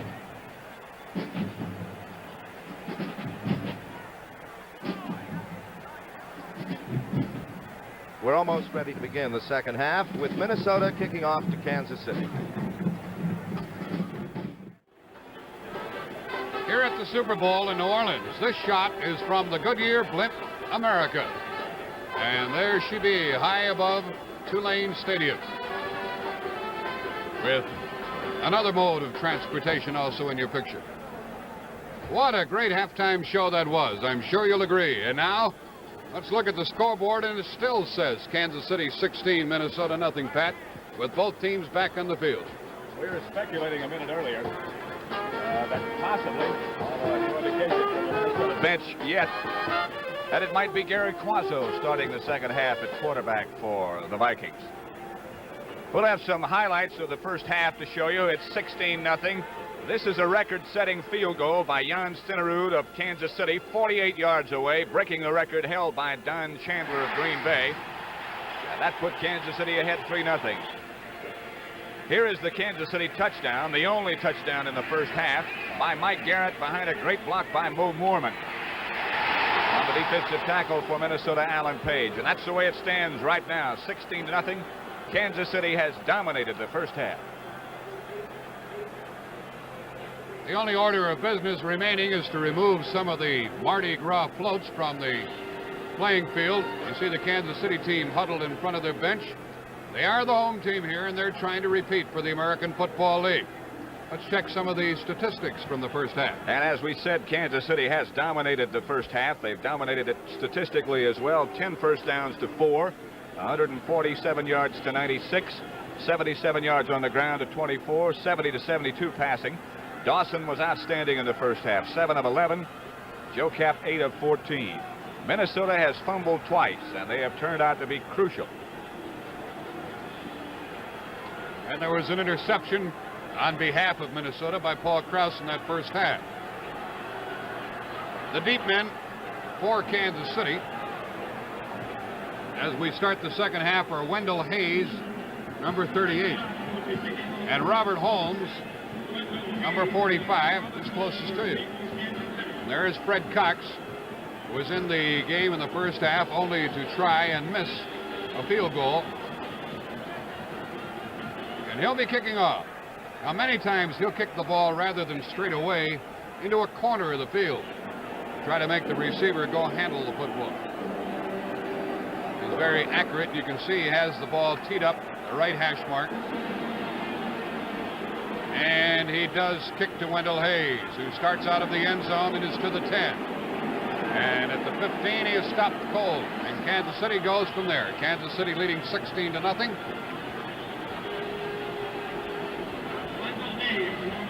And it is Lenny Dawson and company coming back to work. Well, following the Super Bowl tonight, To Rome with Love on CBS. Then Ed Sullivan presenting his new entertainment team, Tiny Tim and his new wife, Miss Vicky. Topping off your Super Sunday this evening, Glenn Campbell Good Time Hour, followed by Mission Impossible. All of that tonight on CBS following the Super Bowl. Otis Taylor comes to the right. There's Hank Strand. Hayes is in the backfield with McVay, and that's McVay. Got around the linebacker, Jim Marshall. Defensive end on the right side made the tackle. McVay is 5'9", 182, played at the University of Houston. This is his second year. Sort of surprising that he's been used as much as he has this afternoon because of the condition of the field. In spots, it's very slippery. And McVay, with those quick feet, doesn't figure to be quite as mobile as the bigger backs do. Garrett had an outstanding first half. Now it's McVay. And I believe Wendell Hayes, the up back. And pitch is to the left, 2nd and 5. Dawson with a quickie to Taylor.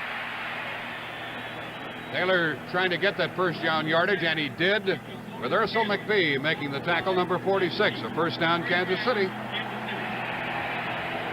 There's the Kansas City moving the ball, and there's the Minnesota bench. Number 26 for the Vikings, who was in your picture, was Clinton Jones, whom we've seen returning kicks. Charlie West checks into the backfield now, and he replaces McBee on the left corner. Otis Taylor was taken out of the game after that last play. Gloucester Richardson is in.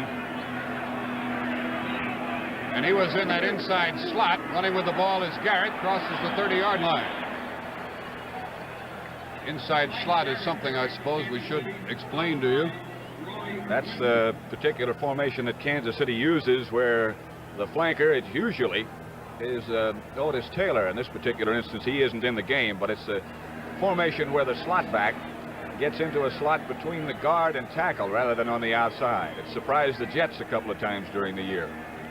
A pickup of 6 yards on that carry by Mike Garrett. 2nd down and 4.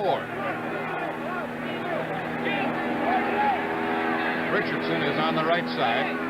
Pitches to the left. And a great tackle was made on the running back, Wendell Hayes, by the linebacker, Wally Hilgenberg, coming from the right side, Lonnie Warwick. Ball at the 30-yard line. Warwick made the tackle.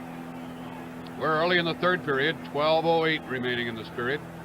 Kansas City in a position now where they can play their own type of football game, the kind of thing that they like to do. They can keep it on the ground except in obvious passing situations. This is one of them. Minnesota, on the other hand, in a position where they might have to gamble a little bit. We might expect them to blitz this time, although not necessarily. But watch the linebackers. They'll be the key. 3rd down and 6 from the 30. The blitz is on.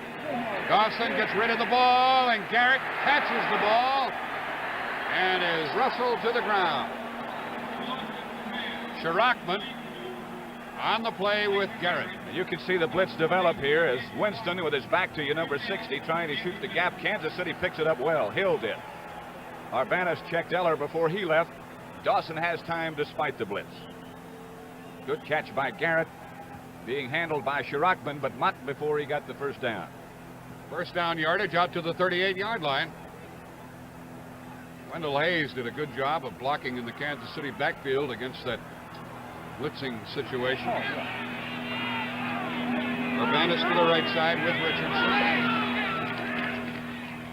And Dawson with a good fake and the outside pass to Richardson, broken up by McBee, who's back in there. Russell McBee had come back in, and he was covering Gloucester Richardson. It'll be second down. Not that Richardson isn't a good receiver, but Otis Taylor, the man he's replaced, is I guess you could call him a super receiver, and the Kansas City offense loses a little bit when Taylor leaves. Ball at the 38, second down and 10. Kansas City received the second half kickoff. They've kept the ball for 4 minutes and a few seconds. The lights are on here at Tulane Stadium.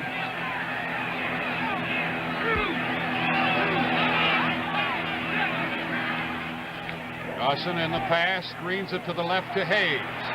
Hayes, did you see Marshall come back on that play? Jim Marshall had been chasing Dawson, saw the screen, turned, chased it, and made the tackle. We told you how quick he was, and the Minnesota people will tell us that he is the quickest of the front four, quickest off the ball, and probably the fastest.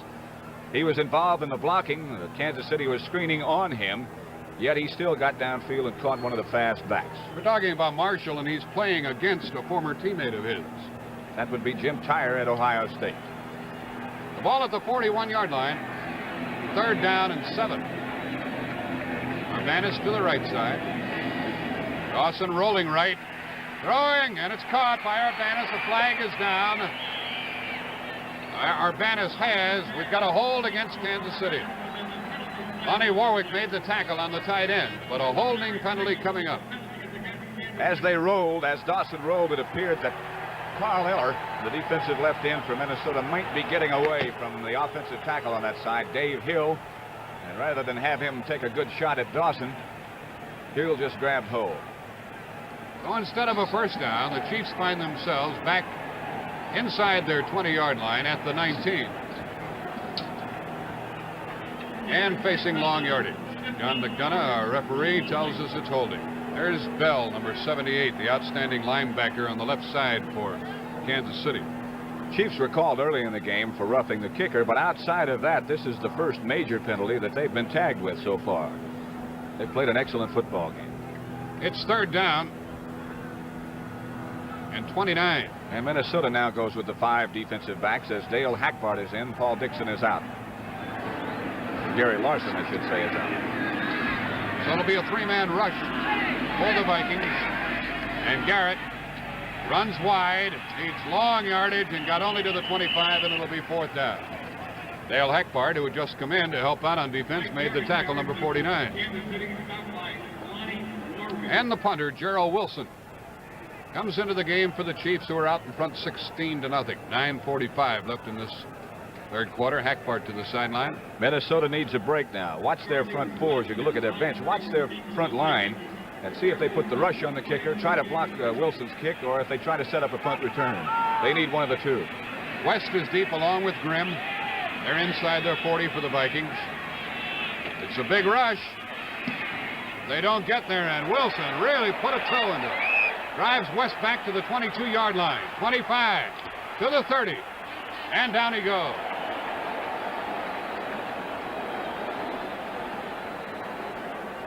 Bob Stein was the tackler, and he's a great man on those special teams. Well, the CBS Golf Classic is yours to see, and next Saturday, Stockton against Guy Berger and Weiskopf against Jacklin. Great action, and as another sport has hit the CBS sports scene. Watch it next Saturday on CBS. It's Cap in there at quarterback with Osborne, with Brown. And here's Bill Brown, hauled down from behind by Curly Culp. You've heard of the quickness of Culp, and he just looped around and made the hit on Bill Brown right at the line of scrimmage. Second down and 10. Pat, you know, these people are playing for $15,000 per man on the winning team, half of that for the losing team, but you never hear the players talk about that money. They just talk about the pride and the prestige involved in winning a game like this. Second down and 10. Fake to Osborne. Cap running with the ball. And it is complete beyond the 45-yard line. And that'll be a first down for the Vikings. That's Emmett Thomas down, the right cornerback for Kansas City.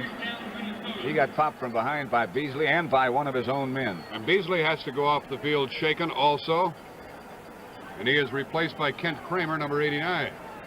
So Emmett Thomas is down and out, and it costs Kansas City a timeout. 7:55 remaining in the third quarter. There's a timeout with the score, Kansas City 16, Minnesota nothing. Let's pause for a moment. Emmett Thomas remains in the game, though he was shaken on that last play, but Kent Kramer has replaced John Beasley at tight end. There's Beasley, number 87, along the sideline, along with Jim Marshall, and we'll watch for his return. He's supposed to be just shaken up. Interesting to see right here if Cap goes to work on Thomas, thinking that he might be hurt. A first down play from the 46. And the straight-ahead running play to Bill Brown. Buck Buchanan, the primary defender. Number 86, 275-pounder from Grambling. The sun is put in an appearance here late in the day in New Orleans, and the lights are on. The ball is at the 48, second down and 8. We told you that Beasley was just shaken a bit. He's back in the game now. And Thomas also stayed, so apparently they both just had the wind knocked out of them. Beasley is split left.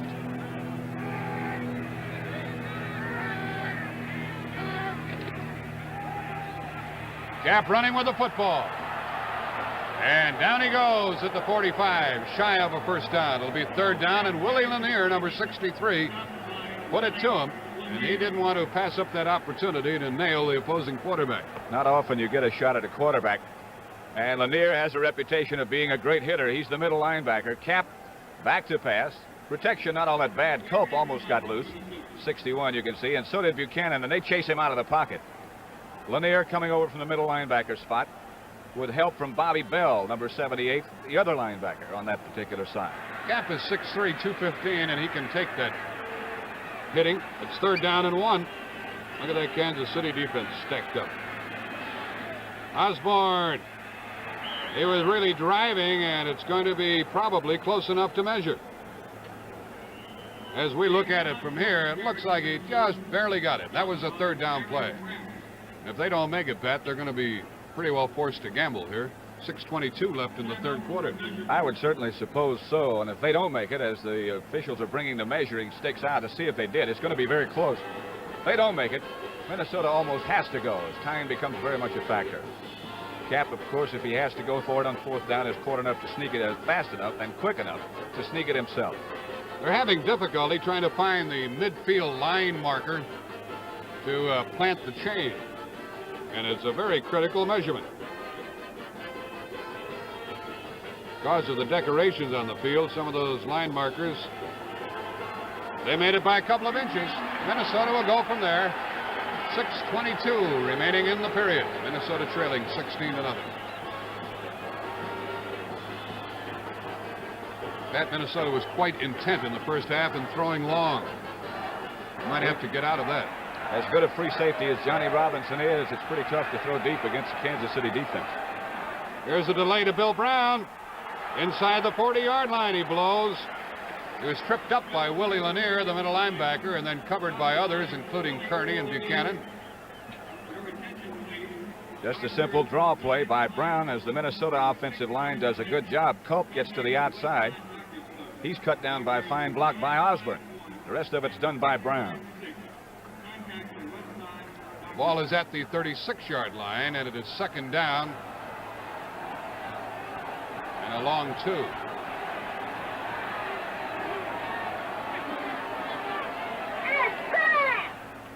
Fake to both running backs, and now they screen to Brown. Brown is inside the 30. That's a first down for Minnesota. Before he was tackled by Buck Buchanan, who chased the play. 5:20 remaining in this third period. The reason I keep mentioning the clock so often is that Minnesota needs 3 kind of scores. That is 2 touchdowns and a field goal to take the lead, and The clock keeps ticking away. There's Marshall. There's Winston along the sideline. Ball at the 25, a first down. Kansas City staying in that odd defense. This time it's Buchanan in front of Tingelhoff, the offensive center. Cap rolling. Throwing on the run, and it is caught by Henderson. He might have a first down with that one with Jim Marcellus covering him. Roll out by Cap. Marcellus with his back to you, number 40. Henderson is 80. That's what Marcellus' reputation is, that he's a bumper. He likes to hit the receiver at the line of scrimmage. That time Henderson got away from him. Cap did a good job getting away from the Kansas City rush and getting the ball to him. Marcellus is only 5'11", but after he makes that bump, he has the speed to stay up with those receivers. And it's short of the first down. It'll be second down and a couple of inches. Bob Lee is the punter. He's number 19, but you see Bud Grant talking with Joe Cap about this situation. This could be a gambling down for the Vikings. Could be, as it's second and just a few inches. Cap could go for the touchdown in this situation, keeping in mind that he still has 2 more running downs in which to pick up his first down. Kansas City allowed only 19 touchdowns all year during the regular season, and 6 of those on the ground.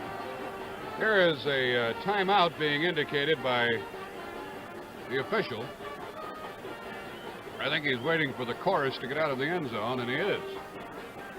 So the gals have stopped the boys for a while here with 4:42 remaining in the third quarter. Second down in inches for the Vikings at the 15.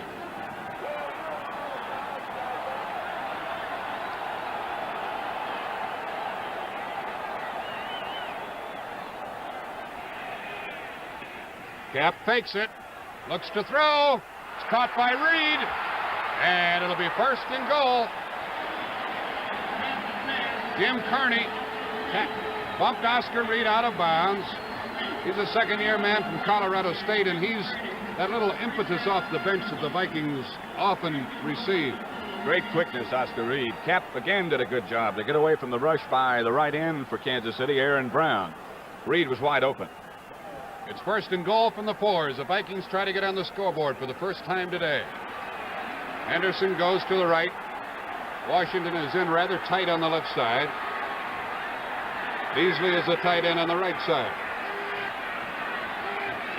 Cap gives to Osborne. Osborne picks his way in for a touchdown. He gave somebody a foot and took it away and hopped into the end zone. I don't know how he managed to hold on to the ball as he made a twist right at the end. That's Tingelhoff, 53. Sunday coming behind. Tingelhoff with a good block on Buchanan. Pickup number 41. Oscar Reed does a good job. Watch him flip and watch the ball fly out now. I don't know how he held on. What an effort by Dave Osborne, and you can see he just barely got that football in. You're never so sure that you're going to score against Kansas City when you're down in there. And now Fred Cox with his very important extra point. Ball will be held by Paul Krause, trying to make it 16-7.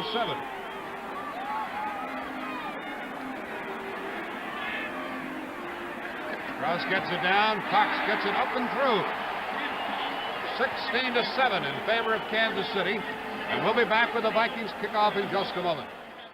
Well, we just saw the Minnesota team of old roll down from their own 32 for a touchdown. Cox kicking off. Robert Holmes, number 45, closest to you, along with Wendell Hayes, number 38, waiting for the ball. Watch the direction in which Cox kicks the ball.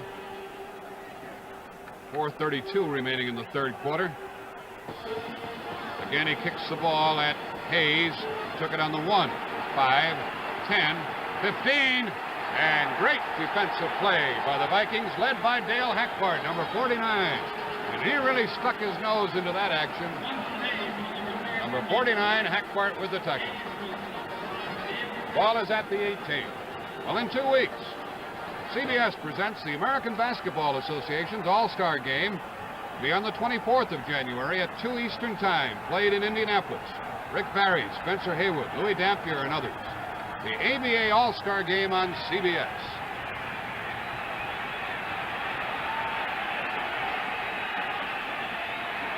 Pitts to the left with Urbanus. Otis Taylor's back in there. He's on the right side. Hayes and Garrett, the setbacks, and that's Garrett. And not much doing there as the outside linebacker, Wally Hilgenberg, piled in. And Garrett, as it turned out, did pick up 4, 2nd and 6. One of the great things about Garrett's running ability is that if the hole is closed where the play is designed to come, he can change directions after he started toward the line of scrimmage. He has those quick feet that football people like to talk about. And he has the only Kansas City touchdown today. Jan Stenerud has 3 field goals. Dave Osborne has scored for the Vikings. 2nd 6 from the 22. Boston on a delay to Hayes. And Garrett did a good job of helping Hayes break loose before Hilgenberg and Warwick tackled him. Garrett with a fine block on that play. Now take a look at middle linebacker Lonnie Warwick. On a draw play, he's going to shed a block by the offensive center Holub and make the tackle on Garrett. Strength and balance. Got some help from Wally Hilgenberg on the other side. Kansas City might have a first down. They do, as the measurement shows us. Holub, who's the offensive center for Kansas City, has had no less than 7 knee operations. There's Joe Kapp along the sideline, anxious to get back in with Bud Grant alongside. Who are the coaches upstairs for these teams, Pat, for Minnesota? For Minnesota, Neil Armstrong, Jerry Burns, and Jack Patera. And the Kansas City coaches up here in the press box looking down are John Beek, Pete Brewster, and Tom Pratt. A first down at the 28. And there's Garrett picking his way across the 30-yard line. Now only 2:50 remaining in the third quarter. Lonnie Warwick, the middle linebacker, tripped him up. Hilgenberg also in on the action. And a close-up look at the Kansas City offensive unit. Holub up front at center. Mormon and Buddy are the guards. Hill and Tyre, the offensive tackles. 89 is Taylor. You see him going to the left side with Frank Pitts for 2nd down and 6. Now Hayes goes the wing back left. And there's movement in the line and a flag is thrown. The tackle is made on Pitts by Ed Sherrockman. I think, well, better wait and see. It appeared that Kansas City moved. One of the interior linemen came out of that 3-point stance, but we'll let the officials determine this one. I was about to say a few seconds ago that it was another instance in which Minnesota may have had to take a chance on defense and shoot a linebacker. They did. And the fact that Winston was jumping around and so was Warwick in the middle might have pulled one of those offensive linemen offside a little bit. I think it was Dave Hill.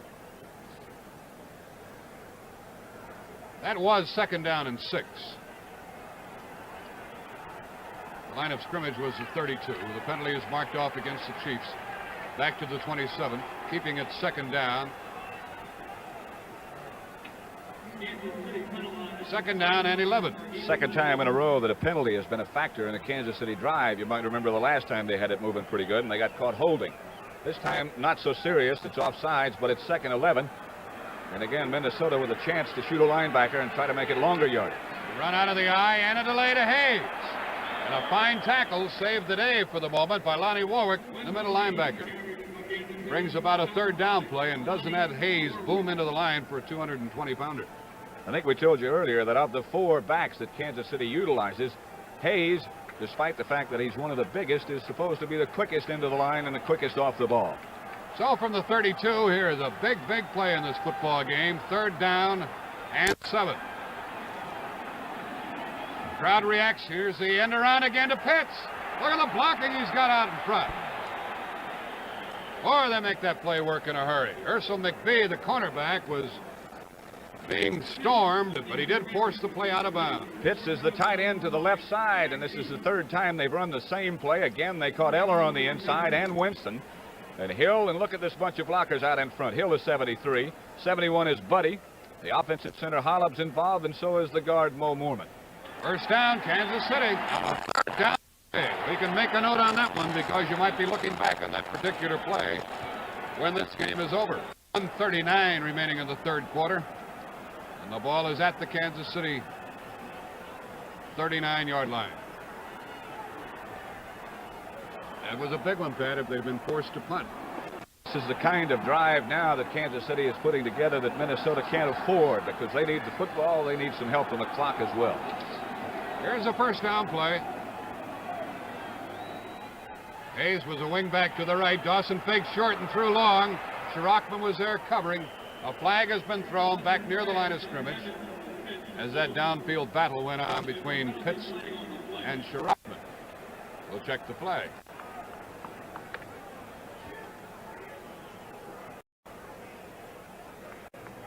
Penalty is going to be against Minnesota.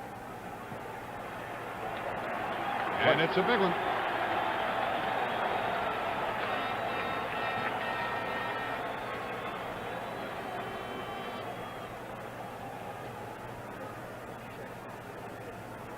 The ball goes to the 47-yard line and a personal foul against the Vikings. What happened, I think, is Mike Garrett was trying to come out of the backfield and get involved in that pattern. Wally Hilgenberg had to pick him up, and he might have given Garrett a little shot as he tried to get by him. Quick snap and the quick pass to Taylor. He got away from McBee. He's inside the 15. He scores! From the 47-yard line. Gasocki missed him. McBee missed him. And a touchdown pass to Otis Taylor changes the game around again. What a great athlete he is. I think the picture speaks for itself. Shirachman misses. McBee missed first, I beg your pardon. And then that was Krause who missed next. So the touchdown from 47 yards away, our longest scoring play of the day aside from a field goal. And the pass to Taylor runs the score to 22-7 with 1:22 remaining in the third quarter.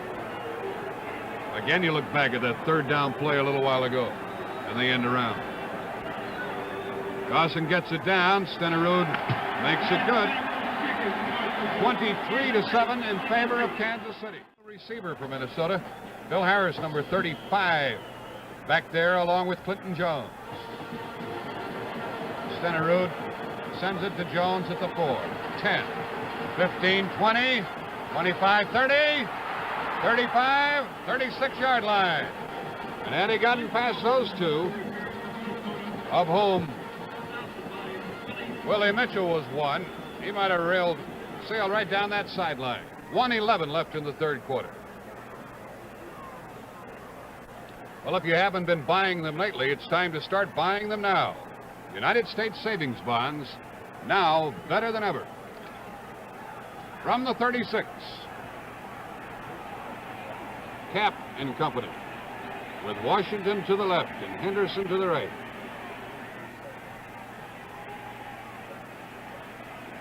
A delayed Oscar Reed. Not much doing as the defensive end, Brown, got him, along with Buchanan.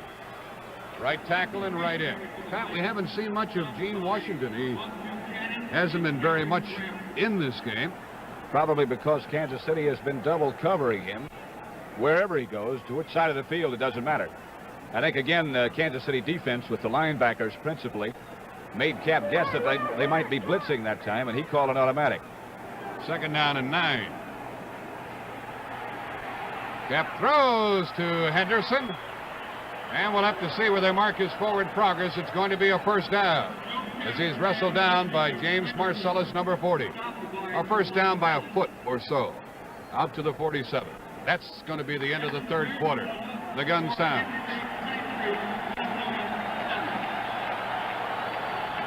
That's the end of the third quarter with the score, Kansas City 23, Minnesota 7. We now pause for station identification. Orleans from the Goodyear Blimp America. High above Tulane Stadium. The Minnesota Vikings have the football and only 15 minutes to do something about a 23-7 score. Each team scored a touchdown in the third period. It's first down for the Vikings at their own 47.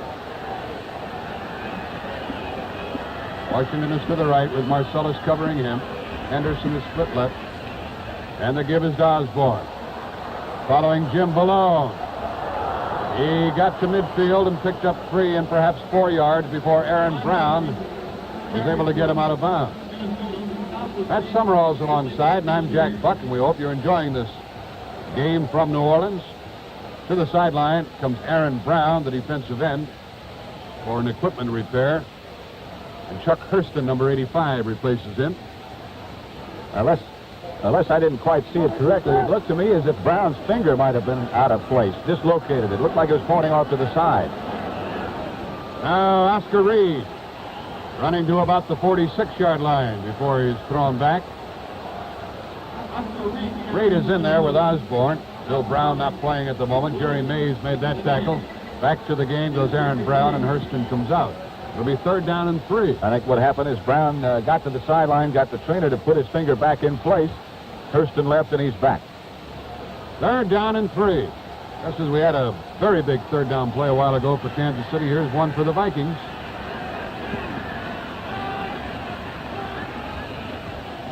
Cap has to complete this one or he'll have to punt. Tries to get it to Beasley. It's intercepted by the linebacker, Willie Lanier, and Kansas City has the football again. Lanier stepped in front of Beasley, who is 6'3" and 230 pounds, and intercepted. He had intercepted 4 times this year, Pat. Cap is under severe pressure as Kansas City again gets a strong pass rush up the middle. Culp is getting close to him now. And so does Brown from the other side. And Lanier just wrestled it away from Beasley. A lot of Kansas City defenders around. Lanier went down at the Kansas City 43, and the Chiefs have an opportunity to roll again. They already lead 23-7. Out of the eye. Stay in the eye now with McVay. Fake to him. Dawson swings the screen. Back to Pitts. And down he goes for a big loss. And great reading by the Minnesota defense with Sherrockman coming up. And Hilgenberg, the linebacker, helping out. That's another play that Kansas City runs when Pitts lines up as the tight end. You might remember the success that they had with the end around with Pitts at that position. Dawson probably figured that Minnesota would be very much aware of the end around and might be leaning in the other direction. And he came back with that screen pass to Pitts, but Minnesota read it well. A loss back to the 31, making it 2nd down and 17. Only 13 minutes remain in the Super Bowl game. Here's Dawson giving to McVay, and he gets a full head of steam in a hurry. He gets back to the 40. It'll be 3rd down and 13 coming up. Roy Winston, number 60, tackled him along with the middle linebacker, Lonnie Warwick. Dawson had his offensive unit lined up in that camouflage slot. If you look at the Minnesota bench, and time is very much a factor now, and you can see that, I'm sure, on the faces of the Minnesota players. 30 is Bill Brown. Dawson could have been checking out and seeing how Minnesota is going to play that inside slot. He might come back with it again right here if he thought he might get somebody open. He does not. As they slot back to the right. 3rd down and 13. Start a man in motion and pitch to McVay. And the play is turned back in by Hackbart, who is in there. And the tackle was made by Jim Marshall, and it's 4th down. So really not much came of the interception except for the fact that more time is no longer available to the Vikings. 11:55 remaining in the game. And a punting situation for Gerald Wilson. And again, the situation facing Minnesota as to whether they want to try to block the punt or put on some sort of a return. The thing that they do not want to do is be offsides, because that would give Kansas City a 1st down. Bob Grimm and Charlie West wait inside their 20. Kicking with the wind. Wilson booms one. He cuts that one off at the 30-yard line, and it went more than 70 yards in the air into the end zone. And he's happy about that, and it explains that 44-yard average he had during the year. So there'll be no punt return on that one. Out to the 20-yard line, the Vikings with 11 1/2 minutes remaining, and the Vikings trail 23-7. Still need 2 touchdowns and a field goal. They trailed at halftime 16-0.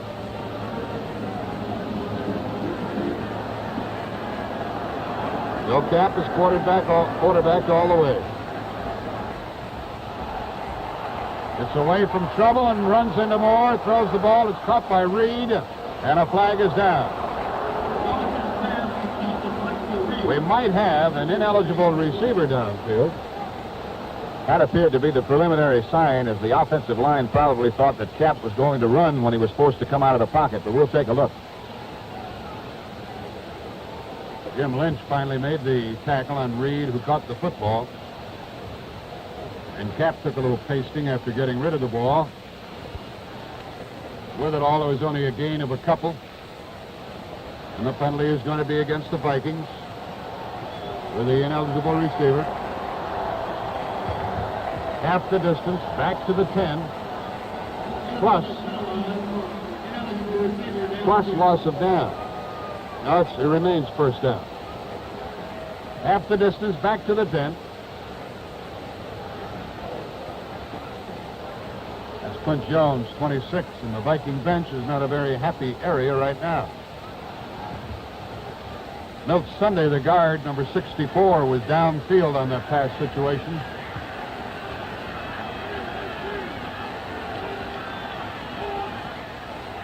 Straight rush by Kansas City.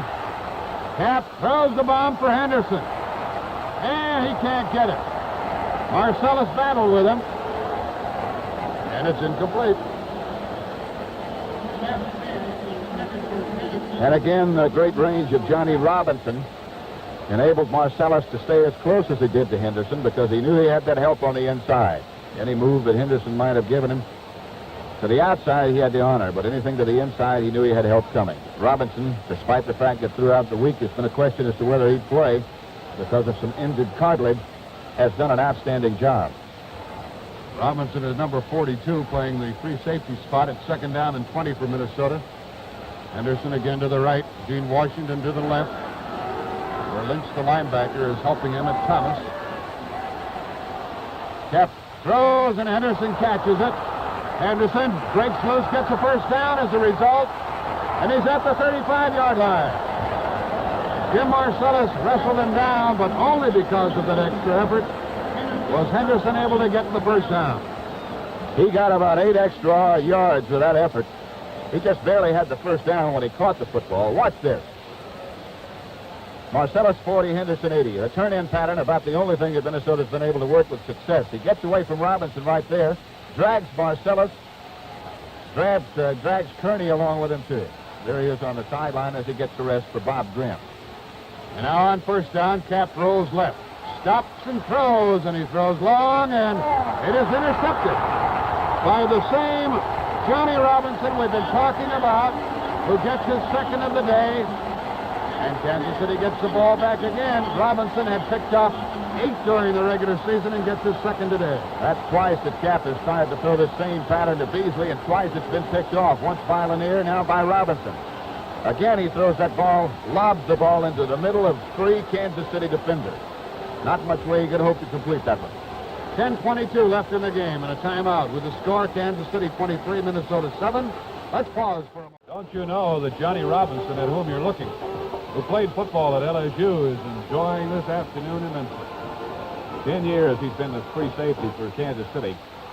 I don't suppose he's ever had a more outstanding afternoon than he has today. From the 49, a first down for the Chiefs. McVay slowed down and hauled down, hit by the middle linebacker, Lonnie Warwick. Warren McVay. Minnesota Viking defense, they're usually involved in a nip and tuck game or find themselves way out in front. Seldom have they trailed, as they do now, 23-7. Ball back at the 48, 2nd and 11.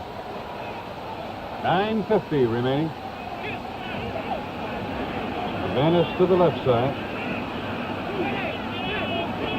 McVay again. Started inside, back outside, got away from Warwick. Hit by Shirachman, and down he goes. His third down coming up. And this puts Dawson in a situation which he does not particularly like, because he almost has to put the football in the air. Minnesota, of course, anticipating that with this 3rd and 7 situation. We pause 5 seconds for station identification. Dale Hackfart checks into the Minnesota defense.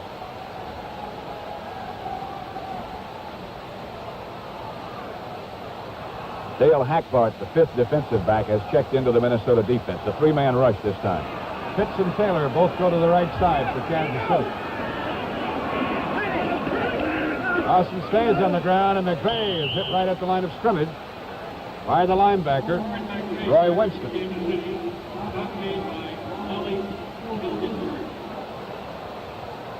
Hilgenberg in on the action defensively. 8:35 remaining in this game. So that was the item you were talking about, Pat Summerall. Dawson didn't want to throw and didn't want to stop the clock. There's Bud Grant along the Minnesota sideline again. Gerald Wilson again in a position to punt the ball just about as hard as he wants to. He is 65 yards away from the Minnesota end zone. Let's see if he unloads. They get the ball away from the 40-yard line. Charlie West and Bob Grimm wait for it. A big rush. Wilson's low punt is handled by West at the 12-yard line, and he did not get to the 20.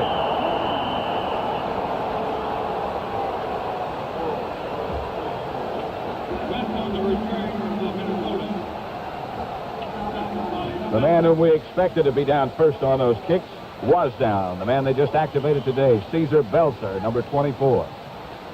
This Super Bowl game will be wrapped up with interviews from both dressing rooms, the winners and the losers, plus highlights of this game and the presentation of the Super Bowl trophy by Commissioner Pete Rozelle.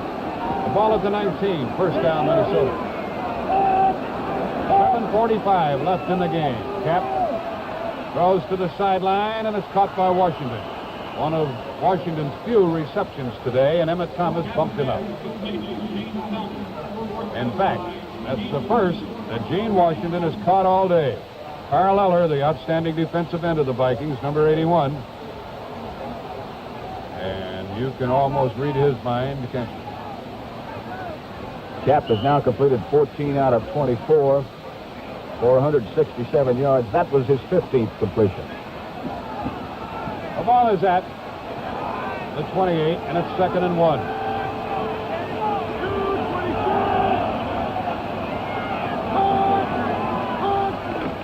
Oscar Reed to the left side, and the defensive end, Aaron Brown, roars through there and brings about a 3rd down, rather long yardage situation. As a result, it's surprising, Pat, they went wide, but that's what happens when you're trailing like this. You can't be content with the 1st down. You got to try to keep breaking plays. And he had to figure that he might catch Kansas City's defense sleeping a little bit. He had to figure they might be expecting the pass.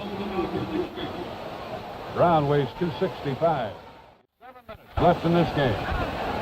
3rd and 2.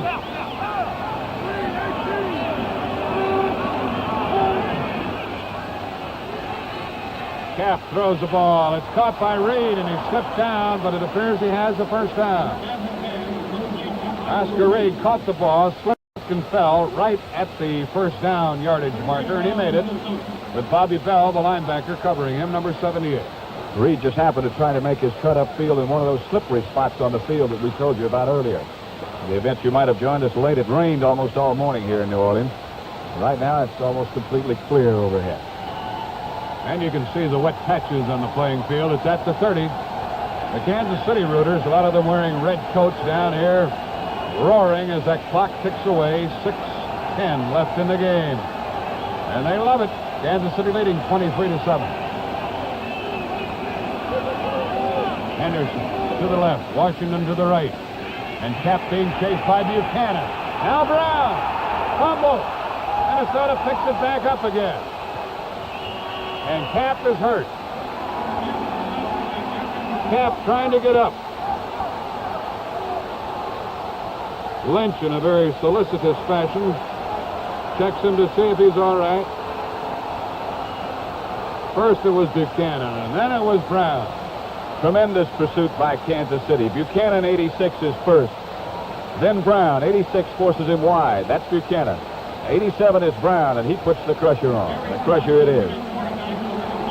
And Malone, 63, recovered the fumble. Gary Quazzo is in at quarterback. Cap along the sideline. Quazzo, playing for the first time, is faced with 2nd down and 23.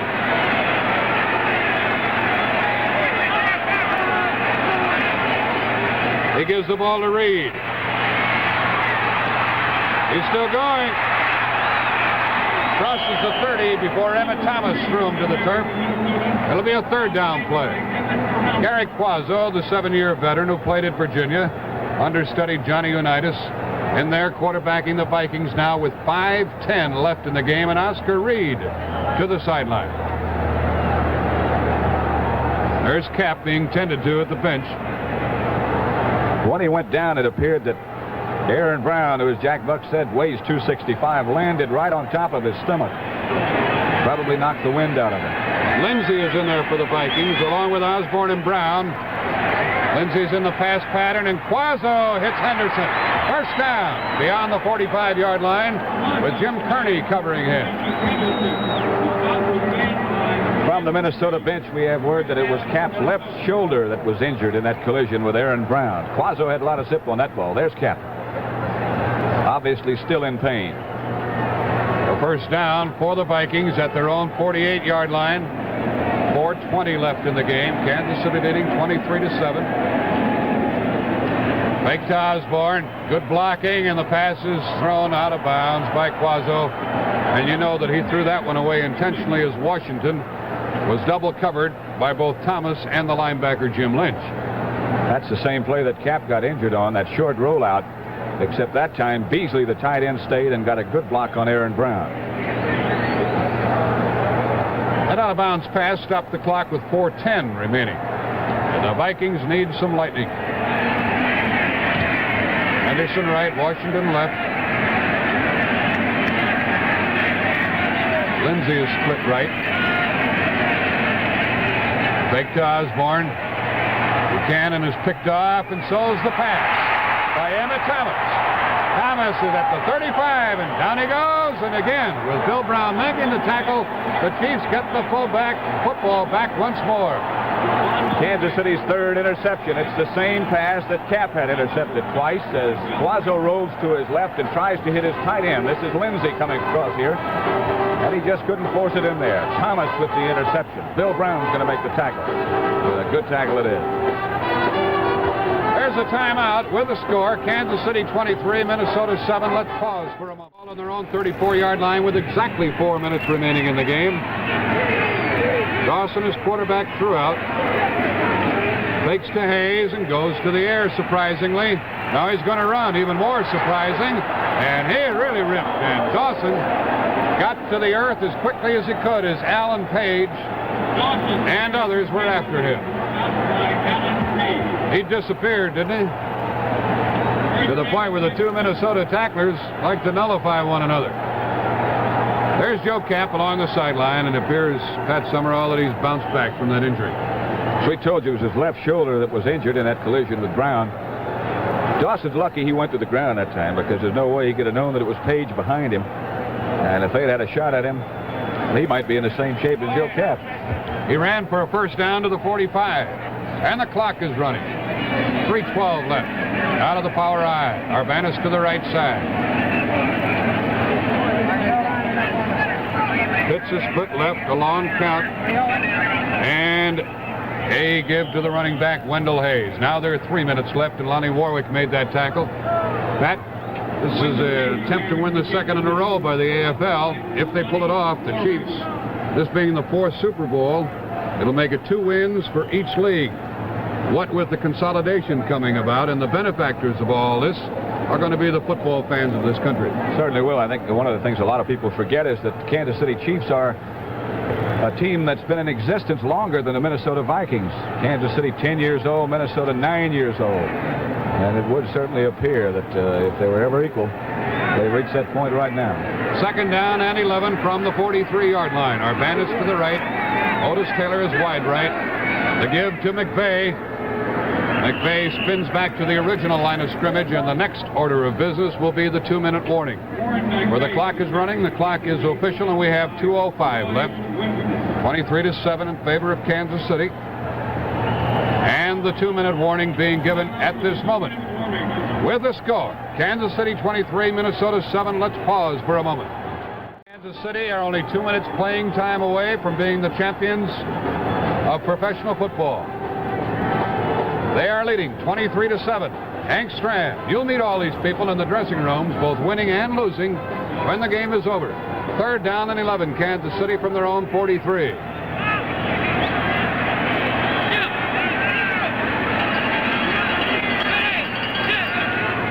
Dawson on a delay to McVay, a fake. He still has the ball. Eller drops him down, and a flag is thrown. And it was Page who got him after he ducked away. And now a little extracurricular action, quickly broken up by the officials. Both benches come into the area, and cooler heads prevail, gratefully, with 1:53 remaining in the game. Lonnie Warwick jumped in there. Alan Page took a rap at Lenny Dawson and brought the flag about after Carl Eller had made the original tackle, and referee John McDonough shoos people away and marks it off against the Vikings. And that will give Kansas City a first down, perhaps. See where they put it down. Well, it looks like they're going to be shy of a first down. But just barely shy. Looks like maybe a half yard or something like that. And if they do get this first down, oh, it looks like it is a first down, Jack. It is. They got enough yardage, as it turned out, for a first down to the 45-yard line of Minnesota, with only 1:53 left. And this should just about do it unless Minnesota starts to call timeouts now. They have 3 of them left. Kansas City has 2. Of course, they won't be using any. So that first down right there should just about do it. 1:53 left. Kansas City 23, Minnesota 7. Dawson in the power eye, ships them out with McVay, with Hayes, gives to McVay. McVay broke one tackle. McVay got away from Carl Kostalki, who was up lurking on the line of scrimmage, and then Jim Marshall tackled him. Clock continues to run. McVay picked up 5, and it's 2nd and 5, and some of the tempers continue to flare as Ed Buddy started to get involved. Here comes Dawson out of the game. Dawson to the bench. And the Kansas City fans, and look at his teammates mob him. He deserves all the praise we can send his way, Pat Summerall. He did an excellent job. What an afternoon. 12 out of 17. His pass completion record for the afternoon. Mike Livingston is the quarterback now. Livingston on a straight-ahead play to Wendell Hayes. 1 minute left in this Super Bowl. Lonnie Warwick, the tackler. That was the second down play. Minnesota not really anxious to stop the clock. They trail by a considerable margin. Hayes comes off the field. He is replaced by Podolak. Ed Podolak, number 14. 40 seconds remaining. One more play, and then if Minnesota does not stop the clock, the Super Bowl will be history. Running with the ball is Robert Holmes. The tackle is made by Lonnie Warwick. The Vikings do not stop the clock, and you can count it down yourself. The score is 23-7. We're going to go to both dressing rooms. Scram is already on the shoulders of his players. And after being vanquished by Green Bay in 1967, the Chiefs are the champions of pro football.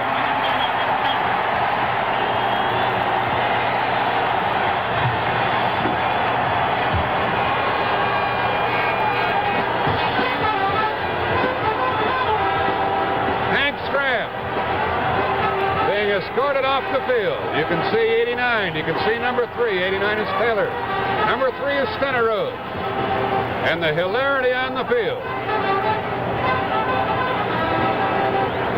matched only in its contrast to the picture which prevails on the far side as the Vikings, the champions of the National Football League, go to their dressing room without the Super Bowl trophy. And we see